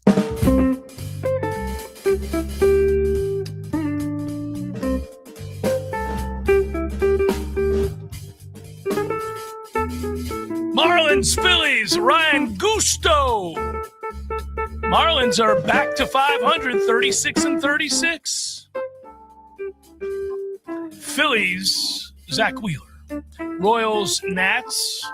I told you the Nationals can really hit. They're now over 500, 37-35. I win more money on the Nats than I do anybody. Yeah, the fluky team in the middle group of the NL East right now is the Phillies.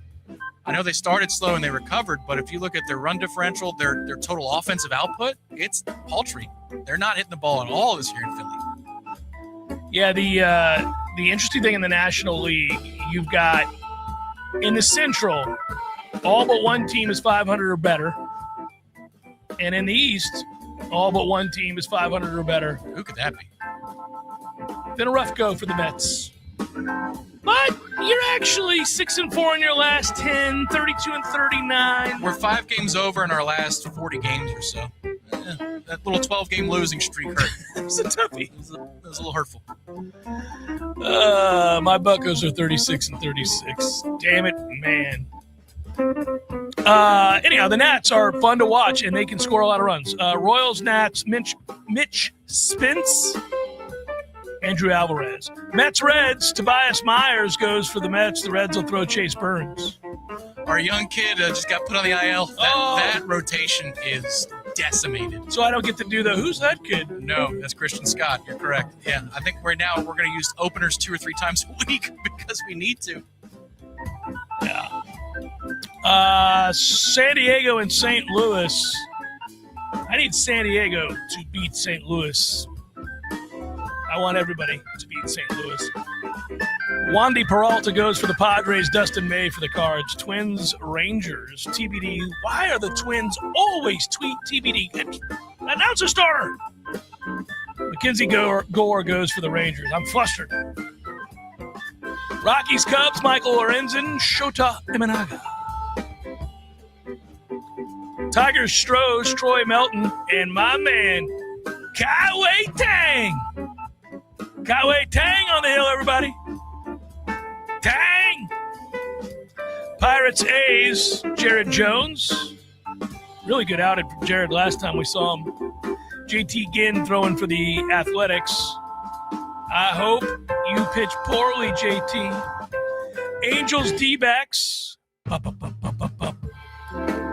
Walbert, Urena, Ryan, Nelson. Rays, Dodgers, big series there. The Rays 41-27. The Dodgers 45-27. Nick Martinez going for the Rays. Eric Lauer going for the Dodgers. And that is a look at those who shall resign at the bump. If you haven't caught it yet on the Inter-Googles, go to the Inter-Google and type in kid, Dodger fan kid, sees Shohei Ohtani at, I think it was Dodgers White Sox. It's so cool. It's one of the things that you love about baseball. It's like an 11-year-old kid who loves Shohei Ohtani, and he's at the White Sox Cubs games. It's in Chicago, and he's behind home plate. And he's wearing Shohei Ohtani's jersey. He's got a Dodger shirt and a jersey, and the jersey is Shohei Ohtani. And when they announce Ohtani to bat, Ohtani comes out of the dugout, and the kid walks to the netting, right? He's right there looking at Shohei, who's in the on deck circles, just standing there, right? Getting ready, kind of got the weight on his bat, getting ready to go up to the plate. And the kid is just, he's in awe. That's his hero, right? He's just staring at Shohei Ohtani, and the dad's filming it. And he's just, and nobody's bothering the kid because, you worry. It's Chicago. It's a Dodgers fan, Nope, they don't bother him. He's sitting there staring at him. And Shohei looks to his left, and they make eye contact. And Shohei can see that he's got a Dodgers jersey on. I doubt he knows it's his, but maybe. And anyhow, the kid just, this sheepish little wave to Ohtani. He waves to him, and Ohtani smiles, winks, and waves back. First pitch, 440 feet. Oh, wow. Bomb. And the kid turns around and looks at his dad and goes, and Shohei jogs slowly, looks over. Oh, that's great. You're like, there it is, man. There it is. Really cool. It's a burning question I want to know because of Kai-Wei, your pitcher. Oh, Houston's pitcher, but yes. He's one of your favorites. Yeah, I love him. He's your Ruby De La Rosa of the moment. Yes, he is. He's my guy. Kai-Wei Tang. And his brother or cousin, Jorge De La Rosa. Jorge De La Rosa. Of the powdered drinks, if you had to have one between Kool-Aid or Tang, which one would it be? Oh, gosh, I hadn't thought about that in years. I haven't drank Kool-Aid in years, and it would have been Tang. I agree. Tang was exceptional. Tang was not good for you, just like Kool-Aid isn't. But they drink it in space, Jeff. That's what they'd always say. They drink it in space. Yeah. By the way, Kai-Wei Tang, I'm not trying to be guilty of using a stereotype here, but he's from Taiwan, and that's not the stereotype. How big do you think Kai-Wei Tang is? Oh, great. So, because you've set it up in such a manner, 5'9"? No, 6'4", 248 pounds. It's the opposite. Okay. That's what I mean. I was guilty of stereotyping in my own head. I'm like, Kai-Wei Tang can't be a big guy. He's Taiwanese. Click. Holy moly. Kai-Wei Tang is whooping ass out here at 6'4", 248. That's a monstrous Kai-Wei. In the prime of his life, 27 years old, pitching in the majors. And he's good. He's good. Astros aren't, but he is. He's good.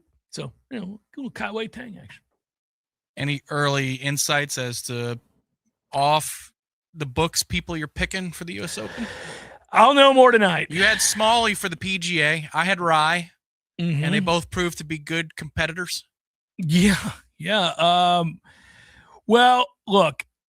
I feel like Wyndham Clark is a must at this point. He's on a heater. You got to play him. Is Tommy Fleetwood doing just enough to play him? Yes, of course. He had a good weekend, and he's a machine. He shot 63 at that course in the final round last time they were out there. I believe Fleetwood has 10 top 10s this year. I'm not kidding. Mm-hmm. No, he's a machine. He doesn't win a damn thing, but he's just always there. He just missed that putt for 62, or else he would have been in a playoff with Brooks in 2018. Yeah. Well, it'd be nice to see. I mean, he's considered golf's nicest guy. I love Tommy, so I'd like to see it. But no, the problem is your top 5 are Scheffler, McIlroy, Schauffele, Rahm, Fleetwood. That is your top 5. Last we saw Rahm, he was getting it together. He was playing very well. And then you go from there. It's a whole bunch of usual suspects. There's no real outsider. You saw the way Victor Hovland played this weekend. Yeah. It's like there's value in that he's good. Yeah. Like a Marco Penge or somebody like that who's a bomber who's off the books. Gary Woodland, middle tier, but he can bomb it. Minwoo Lee fits that category. I don't know about the putter. You want to go way off? If you want to go way off, you've got to go with like a Christopher Rattan. Somebody who hits it a mile. Mm-hmm. You got to do that, and you would take him as a top. Ryan Fox. Yeah, like a top 20. If you're just going to sprinkle pizza money. 340, 350 does Ryan Fox. Yeah. No, I'll have a whole group for you by tomorrow and certainly by Wednesday. Yeah. All right, everybody, be well. We'll talk to you tomorrow. Peace.